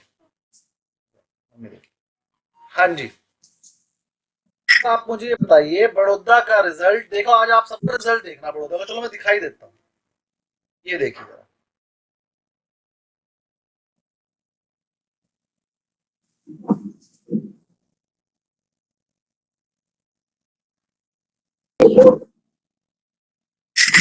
ये देखिए बैंक ऑफ बड़ौदा रिजल्ट, ये आ गया। अब आपके सामने अगर रिजल्ट वाली न्यूज आए तो आप क्या करोगे? Bank of Baroda result profit after tax rises 3%, profit after tax 3% बढ़कर आया है। पहले था 5048 करोड़ का, 5048 करोड़ का, और अब की बार आया है 3% इंक्रीज होके, और 8.35 पर शेयर का डिविडेंड भी दिया है, और शेयर का प्राइस है सिर्फ 200 रुपए 150 रुपए के आसपास।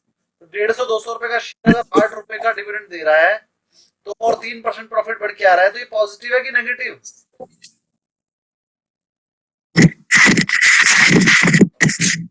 पॉजिटिव है जी। पॉजिटिव है। जब हमने इसके बारे में और पढ़ा अंदर तक तो हमें क्या पता चला वो देखते हैं। फिर मैंने इसके रिजल्ट और पढ़े, इसमें लिखे नहीं है, अभी दिखाता हूँ। फिर हमने इसके रिजल्ट और अच्छे से पढ़े, पढ़ने के बाद पता चला कि इसका जो नेट इंटरेस्ट मार्जिन है वो पिछले 14 क्वार्टर में से कम है। पिछले 14 क्वार्टर में भी इतना कम नहीं कमाया इसने जितना इसने इस बार कमाया। ये देखो, बैंक ऑफ बड़ौदा का शेयर 10% टूट गया आज में, क्योंकि एनआईआई कम है, स्लिपेज राइट ऑफ राइज। क्या आया? Bank of Baroda net interest income core income decline by 6% income decrease हुई। 6% इनकम डिक्रीज होने से शेयर कम से कम 6-7% टूटना चाहिए, तो 10% टूट गया सीधे। और फ्रॉम द ईयर को क्वार्टर 1109 करोड़ थी जो कि, और इस बार आई है 11678। कहना है पिछले क्वार्टर में 11678 करोड़ थी और इस बार कितनी आई? 11019 करोड़। हमें लग रहा था 11,500 करोड़ के आसपास आएगी, लेकिन आई कितनी? 11,019 करोड़। तो हमारी एक्सपेक्टेशन से बहुत कम थी। कितने कम थी? 6%, 6.6% कम आई थी। तो शेयर कितना टूट गया? 10%। और पढ़ते हैं इसके बारे में थोड़ा सा। Share of state run leader bank of Baroda fell as much as 10%, गिर गया इसी रिएक्शन की वजह से आज। कोई क्वेरी? तो 7% बन रहा है, 7% टूटना बनता है, कम से कम 10% टूट गया। लेकिन चलो कोई बात नहीं, 2-3% तो मैंने बताया था, सेंटिमेंटल भी टूट जाता है। सेंटिमेंटल टूट गया। Net profit for the period जो है 5048 करोड़ था, ग्रोथ है उसके अंदर 3.2% की। पिछले साल से तो 3% ज्यादा प्रॉफिट आया, लेकिन एनआईआई गिर के आया है। Number was higher than the CNBC poll of 4817। देखो, तो हम एक्सपेक्ट करके चल रहे थे कि 4801 4800 करोड़ का ही प्रॉफिट आएगा। प्रॉफिट तो हमारी एक्सपेक्टेशन से भी ज्यादा आ गया। 4800 करोड़ का सब एक्सपेक्ट करके चल रहे थे और आ गया 5048 करोड़ का। फिर तो बढ़ना चाहिए था, लेकिन नेट इंटरेस्ट इनकम गिर कर आई। नेट इंटरेस्ट इनकम क्या होती है सर? बैंक ने लोगों से तो चार्ज करा 12% और खुद इंटरेस्ट दिया 8%। जो दोनों का डिफरेंस होता है उसे बोलते हैं नेट इंटरेस्ट इनकम। जो बैंक ने कमाया, बैंक ने हमसे लिया 12 और खुद दिया आरबीआई को 8, तो जो डिफरेंस होता है वो बैंक ने कमाया। तो वो इस बार गिर के आया, मतलब कि पीछे से तो रेट बढ़े जा रहे हैं और आगे से वो रेट बढ़ा नहीं पा रहा है बैंक। ये हुआ उसके साथ। और ये कितने कम हो गया? 14 क्वार्टर का लोएस्ट आया है। इसको नहीं आया।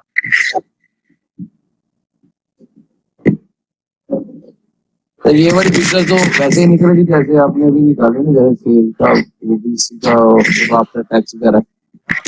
बताता हूँ,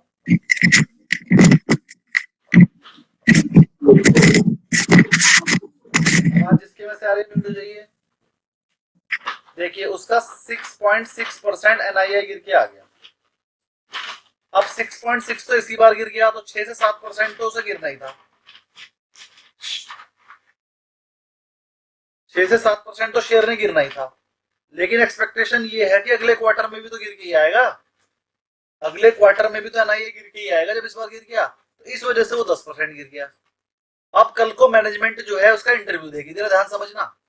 अब कल को मैनेजमेंट इंटरव्यू देगी और मैनेजमेंट बताएगी ये आपका एनआईए इतना गिरा क्यों है। अब या तो मैनेजमेंट ये बोलेगी कि गवर्नमेंट बैंक जो है हमें एफडीआर नहीं मिल पा रही लोगों से, हमें लोगों से एफडी नहीं मिल पा रही, और एफडी का जो इंटरेस्ट रेट होता है वो बहुत कम होता है। जो बैंक हमें एफडी पे करता है वो कम होता है, लेकिन अगर बैंक को मार्केट से उठाना पड़े ब्याज पे पैसा तो वो थोड़ा ज्यादा होता है। एफडी पे तो देता है वो 6%, लेकिन आरबीआई से उधार लेगा तो 7% पे लेगा। एफडी पे तो देता है वो 6%, लेकिन अगर बॉन्ड पे उधार लेगा तो बॉन्ड के रेट उसे 7 या 8% रखने पड़ते हैं। तो वो कोशिश करता है कि लोगों से एफडी ले ले, क्योंकि एफडी वाला जो पैसा होता है वो सबसे ज्यादा सस्ता होता है, और उससे भी सस्ता होता है जो आप करंट अकाउंट और सेविंग अकाउंट में पैसा रखते हो। करंट अकाउंट पे तो उसे ब्याज देना ही नहीं पड़ता और सेविंग अकाउंट में सिर्फ 4% देता है, तो वो वाला पैसा तो सबसे ही सस्ता होता है। अब वो कल को ये बताएगा कि अपने कल का इसका इंटरव्यू जरूर सुनना, सुबह सुबह आएगा जी बिजनेस या सीएनबीसी आवाज पे देख लेना। कल को कभी किसी ना किसी टाइम पर जी मैनेजमेंट का इंटरव्यू जरूर आएगा बैंक ऑफ बड़ौदा का। तो जब बैंक ऑफ बड़ौदा का इंटरव्यू आएगा तो आप सुनोगे, वहां पर वो बताएगा आपको कि उससे लोग पूछेंगे, एनालिस्ट पूछेंगे, उससे अलग अलग क्वेश्चन पूछेंगे जो भी इंटरव्यू ले रहा होगा, सर ये आपके एनआईआई इतने कम क्यों आए, तो उसका रीजन बताएगा। अब रीजन क्या हो सकते हैं? एक रीजन तो ये हो सकता है सर हमें जो सस्ता लोन है, यानी कि saving account current account, saving account current account को बोलते हैं कासा।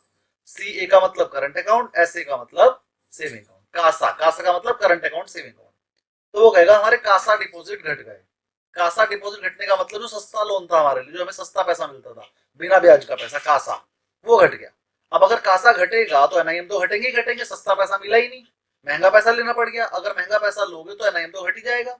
तो फिर वो बताएगा नहीं इस बार हम फोकस कर रहे हैं अपना खासा बढ़ाने पे। अगर उसने ऐसा बोल दिया तो मतलब अगले क्वार्टर में इनका एनआईएम बढ़कर आएगा। दूसरा कारण वो बता सकता है कि हमारे जो लोन हमने इंटरेस्ट रेट दिए हैं, जो हमने लोन दिया है वो कम रेट पे दिया है और हम आगे भी कम रेट पे ही देंगे, ज्यादा रेट पे हमसे लोग ले ही नहीं रहे। मतलब लोग बैंक ऑफ बड़ौदा से महंगा इंटरेस्ट पे लोन नहीं ले रहे हैं, मतलब इनके लोन की डिमांड कम है। तो ये भी कंपनी के लिए नेगेटिव है, तो कंपनी का शेयर और गिर जाएगा। लेकिन अगर उन्होंने बोल दिया कि इस बार हमारे कुछ बेड डेट्स थे, हमने प्रोविजन ज्यादा कर लिया, इस वजह से हमारे मार्जिन कम दिख रहे हैं, तो फिर कोई बात नहीं, फिर शेयर भागेगा। क्योंकि कंपनी ये कह रही है कि हमारा बिल्कुल सही चल रहा है, में हमने थोड़े से प्रोविजन ज्यादा कर दिए जिसकी वजह से हमारा प्रॉफिट और मार्जिन कम दिख रहे हैं, अगली बार सही आएंगे। अगर मैनेजमेंट ने ऐसा बोल दिया तो शेयर भागेगा। किस किस को मेरी बातें समझ में आ रही हैं कि शेयर भागेगा या गिरेगा? समझ में आ रही है? Yes sir. Very good. और सारी समझ किस किस को समझ में कम कम आ रही है? मुझे sir, because I'm not a commerce student. Okay okay, नहीं कॉमर्स नहीं है, लेकिन हाँ ये चीज आपको अगर आप ट्रेडिंग नहीं करते हैं थोड़ी कम समझ में आएगी, क्योंकि ट्रेडिंग से रिलेटेड प्रैक्टिकल आइटम है। एक और चीज, ये ट्रेडिंग पेपर में नहीं आने वाली है, लेकिन ये कोर्स करने का आपने बनना क्या है, रिसर्च एनालिस्ट। तो एनालिसिस करना तो आना चाहिए, इसलिए मैं प्रैक्टिकल चीजें समझा रहा हूँ। पेपर में ये नहीं आएगी, लेकिन मैं प्रैक्टिकल चीजें समझा रहा हूँ, आपके काम आएगी बाद में, है ना। कल को मैनेजमेंट, एक तो जिसको समझ में नहीं आ रही है ना, वो जी बिजनेस और सीएनबीसी टीवी आवाज देखे पूरे दिन। और इंग्लिश में भी सीएनबीसी 18 के नाम से एक चैनल है, सीएनबीसी 18, तो वो देखिए आप, और आपको मेरे से भी ज्यादा नॉलेज हो जाएगी, क्योंकि वहां पर मेरे से भी बड़े बड़े बंदे आते हैं। और सिर्फ उनकी नॉलेज को लीजिए, वो जो समझा रहे हैं उसकी लॉजिक समझिए, और कुछ समझ में ना आए तो मेरे से पूछिए, तो नॉलेज आपकी अपने आप बढ़ जाएगी। तो ये पूरे दिन देखिए, सुबह से लेकर शाम तक। सुबह को 9 बजे शुरू हो जाइए और 3:30 बजे तक उसके आगे बैठे रहिए। 9 बजे से लेकर 3:30 बजे तक सबसे ज्यादा न्यूज होती है, और उससे भी ज्यादा न्यूज होती है सुबह को 8 बजे से लेकर 9 बजे तक। मतलब सुबह को 8 बजे से लेके और 3:30 बजे तक जी बिजनेस और सीएनबीसी 18 इंग्लिश का चैनल है।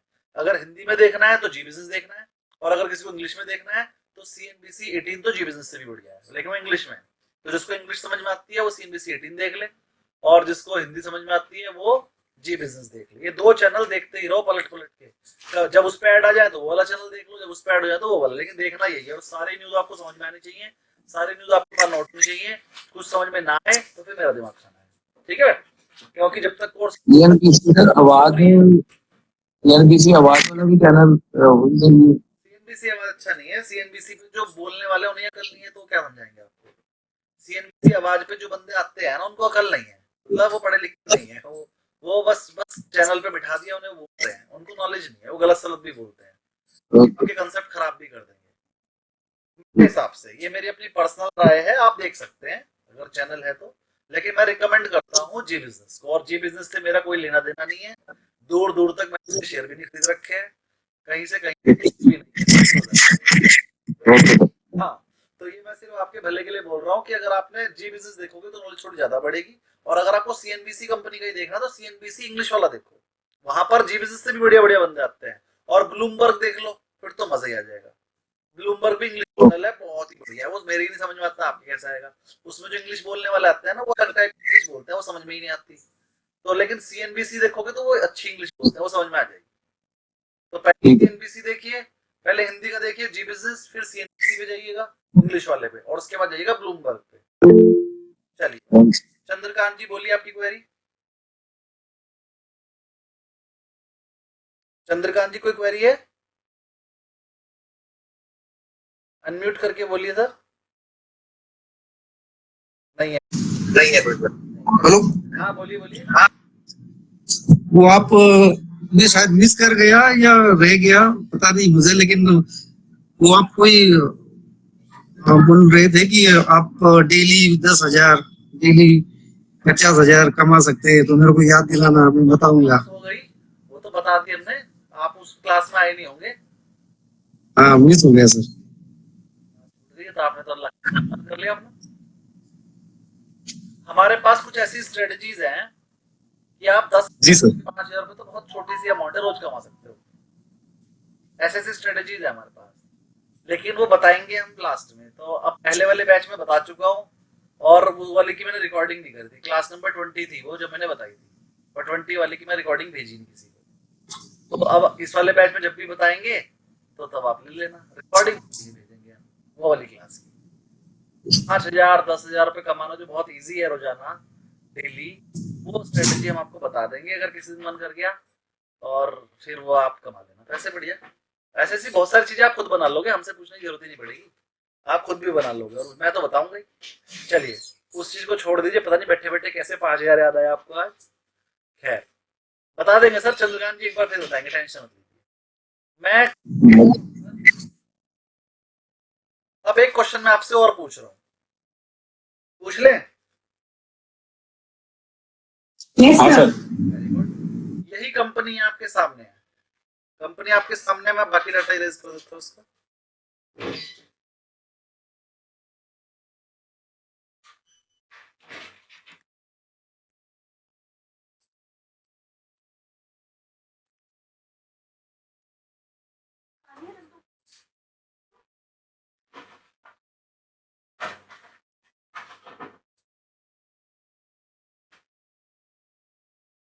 बहुत देर लगेगी, चलो कोई बात नहीं, इरेजर्स के अंदर होती ही नहीं है। अब यही कंपनी है जो मैंने ये बताई थी आपको, ये वाली कंपनी है। अब यही वाली कंपनी को अगर वो बोले कि कंपनी ने 100 करोड़ का लोन और ले लिया, देखो क्वेश्चन क्या है, ये सब हट गया। Additional loan 100 crore eight the rate of 10%। Company ने बताया कि कंपनी ने 100 करोड़ का लोन और ले लिया, 10% पे लिया, और ये लोन लेने की वजह से कंपनी का प्रॉफिट 15 करोड़ रुपए से बढ़ जाएगा, ऐसा कंपनी ने बोला। एडिशनल प्रॉफिट 20 करोड़ मान लो, कंपनी ने ही बताया कि एडिशनल प्रॉफिट 20 करोड़ हो जाएगा। तो अब आप मुझे बताएंगे कि सर कंपनी का ईपीएस कितना हो जाएगा, बताइए।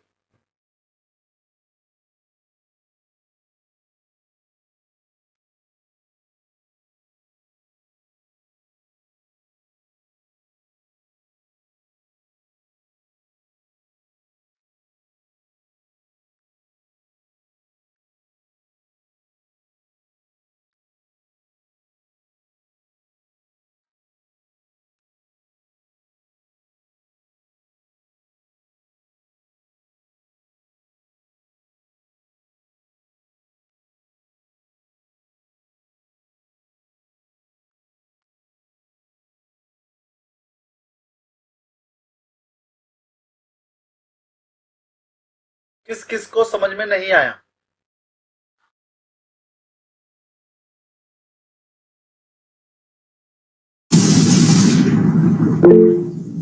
दीपमाला जी को समझ में नहीं आया, और किसको नहीं आया? सर इसमें लोन वगैरह माइनस नहीं किया था, टैक्स माइनस किया था। देखिए पहले से प्रॉफिट था हमारा 300, कंपनी ने बताया कि 20 करोड़ का प्रॉफिट हम और ले लेंगे, तो प्रॉफिट आ गया 320, ये तो समझ में आ गया सबको। 320. Yes, आगे sir. से 20 समझ में आ गया ना, 20 करोड़ का प्रॉफिट एडिशनल हो गया। 110 किसको समझ में नहीं आया? देखो 100 तो पहले से ही था, और जो 100 करोड़ का नया लोन लिया इसका इंटरेस्ट नहीं दोगे 10 लाख 10 करोड़, जो 100 करोड़ का नया लोन लिया उस पर 10% ब्याज भी दोगे, तो ये 110 समझ में आ गया कैसा आया? क्लियर? 100 पहले से और 10 ये तो 10 नया वाला आ गया। हाँ, तो 320 में से 110 लेस किया, 210 आ गया, ये भी समझ में आ गया होगा। ये ठीक है। 210 पे 30% कैलकुलेट करा, टैक्स आ गया, ये भी समझ में आ गया होगा। ये सर 147 हाँ, सर। करके आ गया, 10 से डिवाइड करा 1.47 आ गया। तो हमें पता चल गया कि इस बार भी जो हमारा शेयर का रेट बढ़ा है वो 5% से बढ़ गया प्रॉफिट। अगर ईपीएस 5% बढ़ा है तो शेयर का रेट भी 5% बढ़ेगा। बढ़ गया। तो अब अगर कोई न्यूज आएगी आपके पास कि इस कंपनी ने 100 करोड़ का लोन ले लिया और उससे 20 करोड़ का प्रॉफिट बढ़ जाएगा, अगर एक पेपर क्वेश्चन मतलब ना भी बताए कंपनी कितना प्रॉफिट बढ़ेगा, तो हम ये निकाल लेते हैं कंपनी ने 1 हेक्टेयर पे कितना प्रॉफिट कमाया था, 140 करोड़, मतलब कंपनी कितना परसेंट कमाती है? 14%। तो हम ऐसा एज्यूम कर लेंगे कि वाले 100 करोड़ से भी 14% ही कमाएगी, तो उस केस में हम 20 करोड़ लेने की जगह 14 करोड़ ले लेंगे। बात समझ में आ गई? Yes sir. एनालिसिस कर लोगे ना? Yes sir. चलो अब ये बताइए किस किस को लगा है कि सर आज की क्लास में हमने कुछ नया सीखा है? मुझे sir Yeah, I have learned so many things. आज बिल्कुल टोटली फ्रेश सीखा। 3-4 बंदों ने सीखा है। Practically, you have made हाँ सर, नया कुछ सीखा है। बहुत सिखाया सर। बहुत बढ़िया, बहुत बढ़िया। तो हम ऐसे ही रोज रोज कुछ ना कुछ नया सीखेंगे। थोड़ा सा पढ़ लेते हैं, आज हमने एक शब्द भी नहीं पढ़ा है ना, थोड़ा सा पढ़ लेते हैं, उसके बाद क्लास ओवर कर देंगे। इसके लिए सर ऐसा एक प्रैक्टिकल भी दे दूं ताकि हम कल रिवाइज करते हैं। प्रैक्टिकल क्या दूं? क्वेश्चन करा ये जो रिलेटेड जैसे आपने आज पढ़ाया इसका प्रैक्टिकल क्वेश्चन हमें बता दो, वही प्रैक्टिस करके गए। नहीं, जो मैंने आपको बताया बस उसे याद कर लेना, बाकी practical question back question book में ही है। आप जब बुक के क्वेश्चन करेंगे तो ऐसे प्रैक्टिकल क्वेश्चन बहुत सारे हैं, ठीक है? ओके थोड़ा सा पढ़ लेते हैं चलिए, वरना कहेंगे सर कुछ पढ़ा भी लिया करें, क्योंकि पेपर में ये सब नहीं आएगा जो आज पढ़ाया। अब जो पढ़ा रहा हूँ ये पेपर में आएगा। तो मैंने पढ़ाया क्यों, देखिए इसमें एक वर्ड आ गया था स्टॉक इन्वेस्टमेंट रिकमेंडेशन, और आप ये क्या करते हो sir, conducting fundamental analysis. Fundamental analysis जो हमने आज किया ना, ये फंडामेंटल एनालिसिस ही था। फाइनेंशियल हेल्थ चेक की हमने कंपनी की, कि कंपनी का प्रॉफिट कितना घटेगा या बढ़ेगा। टेक्निकल एनालिसिस भी करते हैं, वो कैसे करते हैं, चार्ट, पैटर्न और इंडिकेटर। सब पेपर में क्वेश्चन क्या आएगा, पेपर में क्वेश्चन आएगा कि इन टेक्निकल एनालिसिस, तो फर्स्ट ऑप्शन होगा चार्ट यूज्ड, सेकंड होगा इंडिकेटर यूज्ड, थर्ड होगा पैटर्न्स यूज्ड, फोर्थ होगा ऑल। आंसर क्या होगा, ऑल। और डीसीएफ अप्रोच टेक्निकल एनालिसिस का पार्ट है कि फंडामेंटल एनालिसिस का, ये भी क्वेश्चन आएगा। फंडामेंटल। कैसे Fundamental. सर यहाँ पे कैश फ्लो है ना, इसलिए। नहीं, यहाँ पर लिखा हुआ है वैल्यूएशन। जब भी हम वैल्यूएशन करेंगे वो फंडामेंटल का पार्ट है। इवैल्यूएटिंग वैल्यूएशन, वैल्यूएशन करने का एक तरीका मैंने आपको आज सिखा दिया है। इसको इस वाले को बोलते हैं पीई मल्टीपल। अभी पीई मल्टीपल कैसे है उसे मैं पूरा कर देता हूँ जरा। ये वाला आपने पूरा बना लिया था, इसी के नीचे एक चीज और बढ़ा लेंगे, ईपीएस को पीई रेशो से मल्टीप्लाई करेंगे तो निकल कर आएगी मार्केट प्राइस।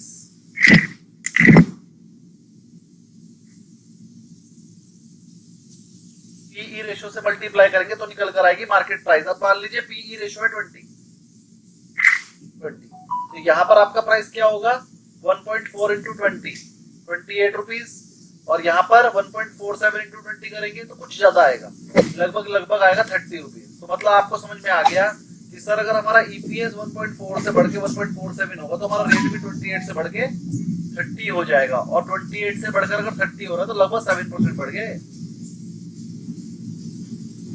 हमारा ईपीएस अगर 7% बढ़ेगा या 5% बढ़ेगा तो हमारा प्राइस भी 5 to 7% इंक्रीज हो जाएगा, और ये ऐसे होगा। तो अब आपका ये जो पूरी की पूरी टेबल थी कंप्लीट हो गई। इसमें पीई रेशो से मल्टीप्लाई करते हैं तो मार्केट प्राइस आ जाता है, और इस वैल्यूएशन मेथड को बोलते हैं पीई मल्टीपल वैल्यूएशन मेथड।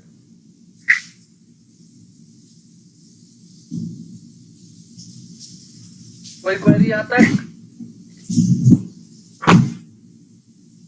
अभी रेशियो कैसे लिया सर, 20 रुपीज कैसे लिया, ये क्वेश्चन में गिवन होगा। वो क्वेश्चन में पीई रेशो क्वेश्चन में गिवन होगा, मार्केट प्राइस मल्टीप्लाई करके निकाल दी। और जब आप एनालिसिस कर रहे होंगे तो कहां से मिलेगा सर, ईपीएस पहले से आपने कैलकुलेट कर लिया और मार्केट प्राइस आपको गिवन होगा। मार्केट प्राइस तो जाके शेयर मार्केट में देख लेना, तो वहां से आप पीई रेशो कैलकुलेट कर लोगे।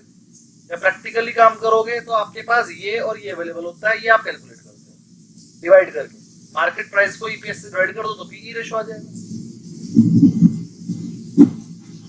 एक चीज और बताइए, मार्केट प्राइस बाय, मैंने आपको बताया ईपीएस को मल्टीप्लाई कर देते हैं पीई रेशो से तो मार्केट प्राइस आ जाता है। तो फिर इसको इधर भी तो ले आ सकते हैं, market price per share divide by EPS equal to PE ratio. इसको ये बात समझ में नहीं आई,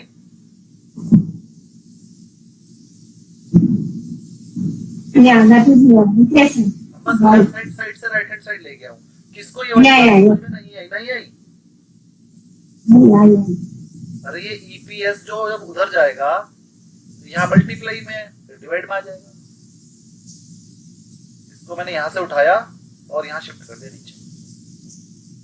ये PE ratio equal to market price divide by EPS आ गया। ये मैंने इधर उधर अगर A plus B equal to C होता है तो A equal to C minus B हो जाता है। ये पता है?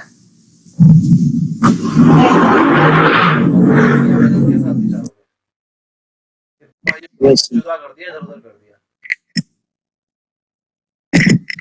सबको समझ में आ गया ये वाला? इधर उधर करने से प्लस का माइनस और माइनस का प्लस हो जाता है, डिवाइड मल्टीप्लाई का डिवाइड हो जाता है। इक्वेशंस है। इसको समझ में नहीं Yes, आती sir. चीजें। Right.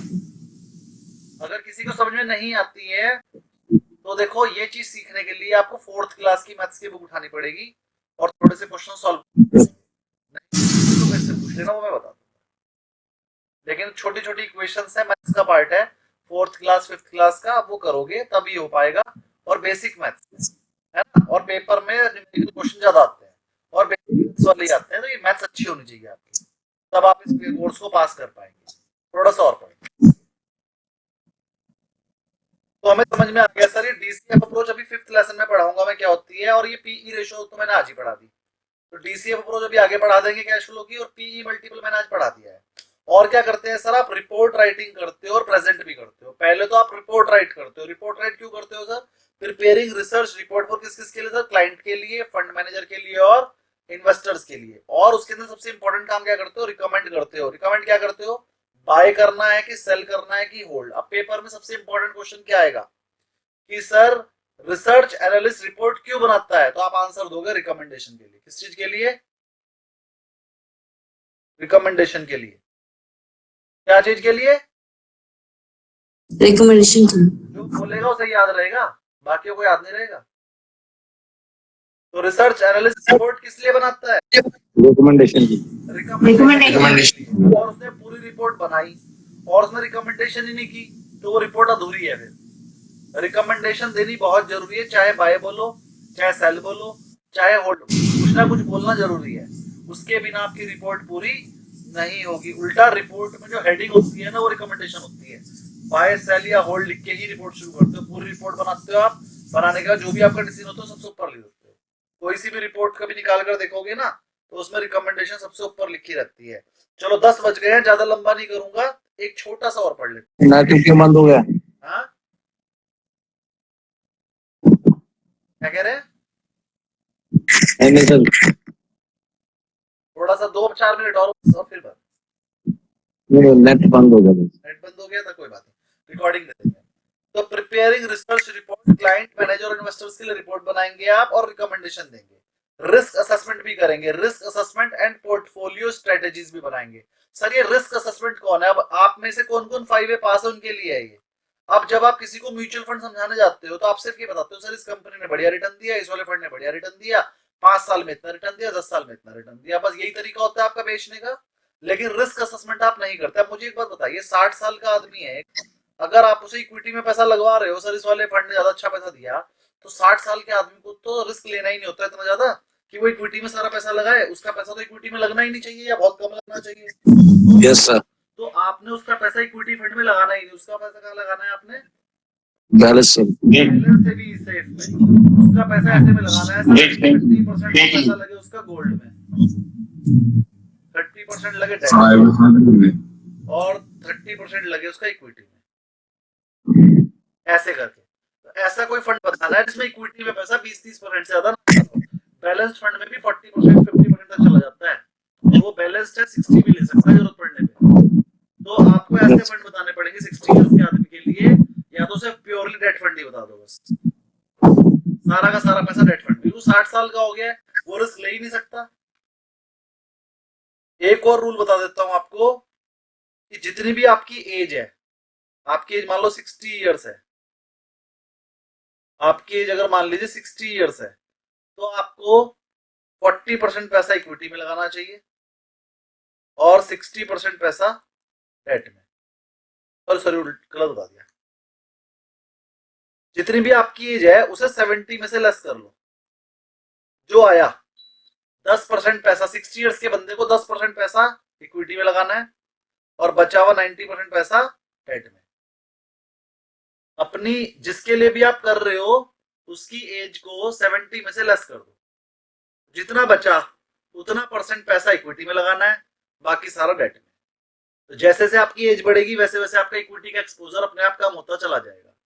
अब जैसे मान लीजिए आपकी एज अभी 35 इयर्स की है, तो आप क्या करेंगे 70 में से 35 को लेस करेंगे, आंसर आएगा 35। तो आपको 35% पैसा तो लगाना है इक्विटी में और 65% पैसा लगाना है डेट में। फिर अगले साल जब जो भी आपकी वैल्यूएशन हो रही होगी उसमें से अब आप अपने फिर से एज को लेस करोगे तो 34% पैसा इक्विटी में रहने देना है, बाकी सारा पैसा इक्विटी में से निकाले कहाँ डालना है डेट में। फिर उससे 30% पैसा इक्विटी में रखना है और बाकी पैसा कहाँ डालना है डेट में। उससे अगले साल 32% मतलब 1% पैसा हर साल आप अपने पोर्टफोलियो में से इक्विटी का विड्रॉ कर करके डेट में ले आएंगे। इसी को बोलते हैं रिस्क असेसमेंट। तो अगर आपका कोई कॉम्पिटिटर म्यूचुअल फंड समझाकर चला गया आपके किसी क्लाइंट को, तो आप उसे रिस्क असेसमेंट समझा के तोड़ सकते हो। किस किस को मेरी बात में दम लगा कि हाँ रिस्क, ये वाला सही है पॉइंट, बहुत बढ़िया। रिस्क असेसमेंट के नाम पे मैंने बहुत क्लाइंट तोड़े हैं। ये बहुत बढ़िया, ये पॉइंट मैंने पहली बार ही सुना। किसी को पता ही नहीं, बड़े बड़े सीईओ को भी नहीं पता। एक सीईओ और सर हम ज्यादा प्रेफर करते हैं वो बैलेंस फंड में ही डाल देते हैं उसको सारे। बैलेंस फंड में डालो, जहां मर्जी डालो। और एक और चीज बताता हूँ, डाल लो वहां पर जहां पर बेनिफिट आपका हो। समझाओ वो जिससे क्लाइंट बेवकूफ बन जाए। अब कैसे बनेगा बेवकूफ मैं बताता हूँ। एक 60 साल का बंदा है, उसके दूसरे बंदे ने उसको बैलेंस फंड बता दिया। अब आप उसे कैसे तोड़ोगे? सर बैलेंस फंड डालना तो बेकार है, बैलेंस फंड में तो 60% इक्विटी होती है। आपकी एज है 60 इयर्स की एज में 10% ज्यादा इक्विटी लेनी चाहिए आपको। चलो थोड़ा रिस्की भी लेना चाहते हो तो 20% इक्विटी ले लो। तो 20% इक्विटी में डलना चाहिए, 80% डलना चाहिए डेट में। और वो कैसे डलेगा? सर मैं आपको फंड बता रहा हूँ, HDFC asset allocator fund of fund नाम बता रहा हूँ मैं आप सबको। ये वाला आप जरा ध्यान समझो मैंने ये क्यों बताया। आपने अपने क्लाइंट को बताया HDFC asset allocator fund of fund. Basic तो ये है कि इसमें सबसे ज्यादा कमीशन है 2%। आप बैलेंस फंड अगर बताओगे तो आधा % मिलेगी, कोई सा भी इक्विटी फंड बताओगे तो 0.9% मिलेगी। इसमें कमीशन है 2%। तो सबसे बढ़िया बात तो ये है कि 2% कमीशन इसलिए बताना है ये। लेकिन अब आप उसे समझाओगे सर पहली बात तो ये क्या है? सर ये फंड ऑफ फंड है।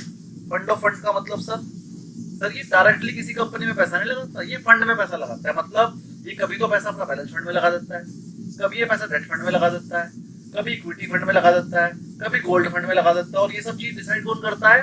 सर बहुत बड़ा लिखा fund of fund, fund manager का भी बाप, फंड मैनेजर का भी सबसे बड़ा फंड मैनेजर, वो इसका फंड मैनेजर होता है।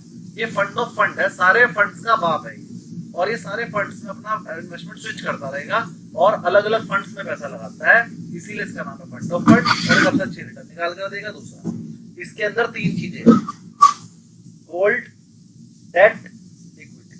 30% गोल्ड है, 30% डेट है और 30% इक्विटी है। बचा हुआ 10% ये अपना घुमाता रहता है इधर उधर, और कभी कभी गोल्ड और डेट में ज्यादा कर देता है, लेकिन इक्विटी में कभी भी 30% से ज्यादा नहीं जाएगा। तो ये सेफ है बिल्कुल, और सेफ के साथ साथ ये रिटर्न भी बढ़िया निकाल कर देता है। और अगर आप इसकी पिछले 10 साल की रिटर्न देखोगे ना तो बहुत बढ़िया है। तो अब मुझे बताओ, किसी ने बैलेंस फंड दिया होगा और आपने क्लाइंट को इस तरह से फंड ऑफ फंड में जाकर आ जाओगे, मैं गारंटी लिख कर दे सकता हूँ वो बैलेंस फंड में से पैसा निकाल के फंड ऑफ फंड में डाल देगा। दूसरा, अगर आप बैलेंस फंड में बताते तो आधा % मिलती, यहाँ पर 2% मिल रही है। मतलब यहाँ पर आपने बैलेंस ऑफ फंड में 40 लाख डलवाए होंगे ना, तो फंड ऑफ फंड में 10 लाख में डलवा दोगे, सेम कमीशन आ जाएगी। किस किस को मजा आया ये वाली बात समझे? यस सर, यहाँ पर म्यूचुअल फंड डिस्ट्रीब्यूटर बैठे हैं ना, सबका तो फायदा हो जाएगा। सही बात है। तो अगर आपको नॉलेज होगी ना तो पैसा कमाना बहुत ईजी है। मैं वो बंदा हूँ कि मेरे सामने किसी क्लाइंट को बिठा दो, उसने जो मर्जी खरीद रखा हो, मैं ये साबित कर दूंगा आपने गलत खरीद रखा और जो मैं बता रहा हूँ वो सही है। और फिर वो कहेगा गुप्ता जी जो आप कहोगे मैं तो आज कल आपको छोड़ूंगा ही नहीं, जो आप कहोगे वही दूंगा। और फिर वो मुझे फीस भी देता है अलग से। सर आपकी कंसल्टेंसी भी, मैंने तो सर 5000 मेरी फीस है, और जो म्यूचुअल फंड में कमाएंगे वो अलग।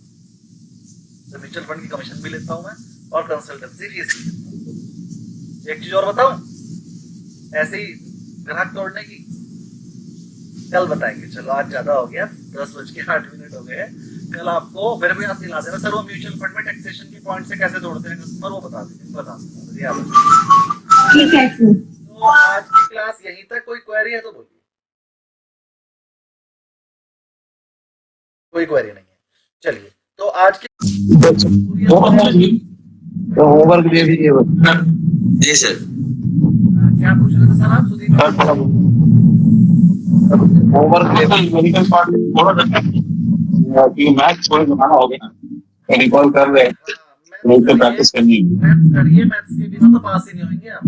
मैथ्स बहुत आती है, 70% पेपर न्यूमेरिकल आएगा, 100 में से 70 नंबर न्यूमेरिकल के आएंगे। न्यूमेरिकल पास करना बहुत जरूरी है, जो न्यूमेरिकल नहीं करेगा उसका प्रॉब्लम आएगी। जी रमेश जी, क्वेरी बोलिए।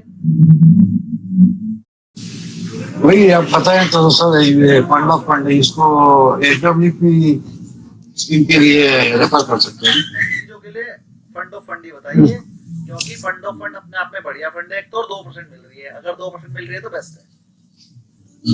Thank you thank you. आज के लिए इतना ही। Thank you very much. Good night, शब्बा खैर। और अपने फीडबैक्स ग्रुप में बताते रहा करें, जो चीज आपको अच्छी लगती है वो भी, और अगर कोई चीज आपको गलत लगे तो वो भी ग्रुप पे बता सकते हैं या मुझे बता सकते हैं। तो होमवर्क बता दीजिए। Good night sir. Good night.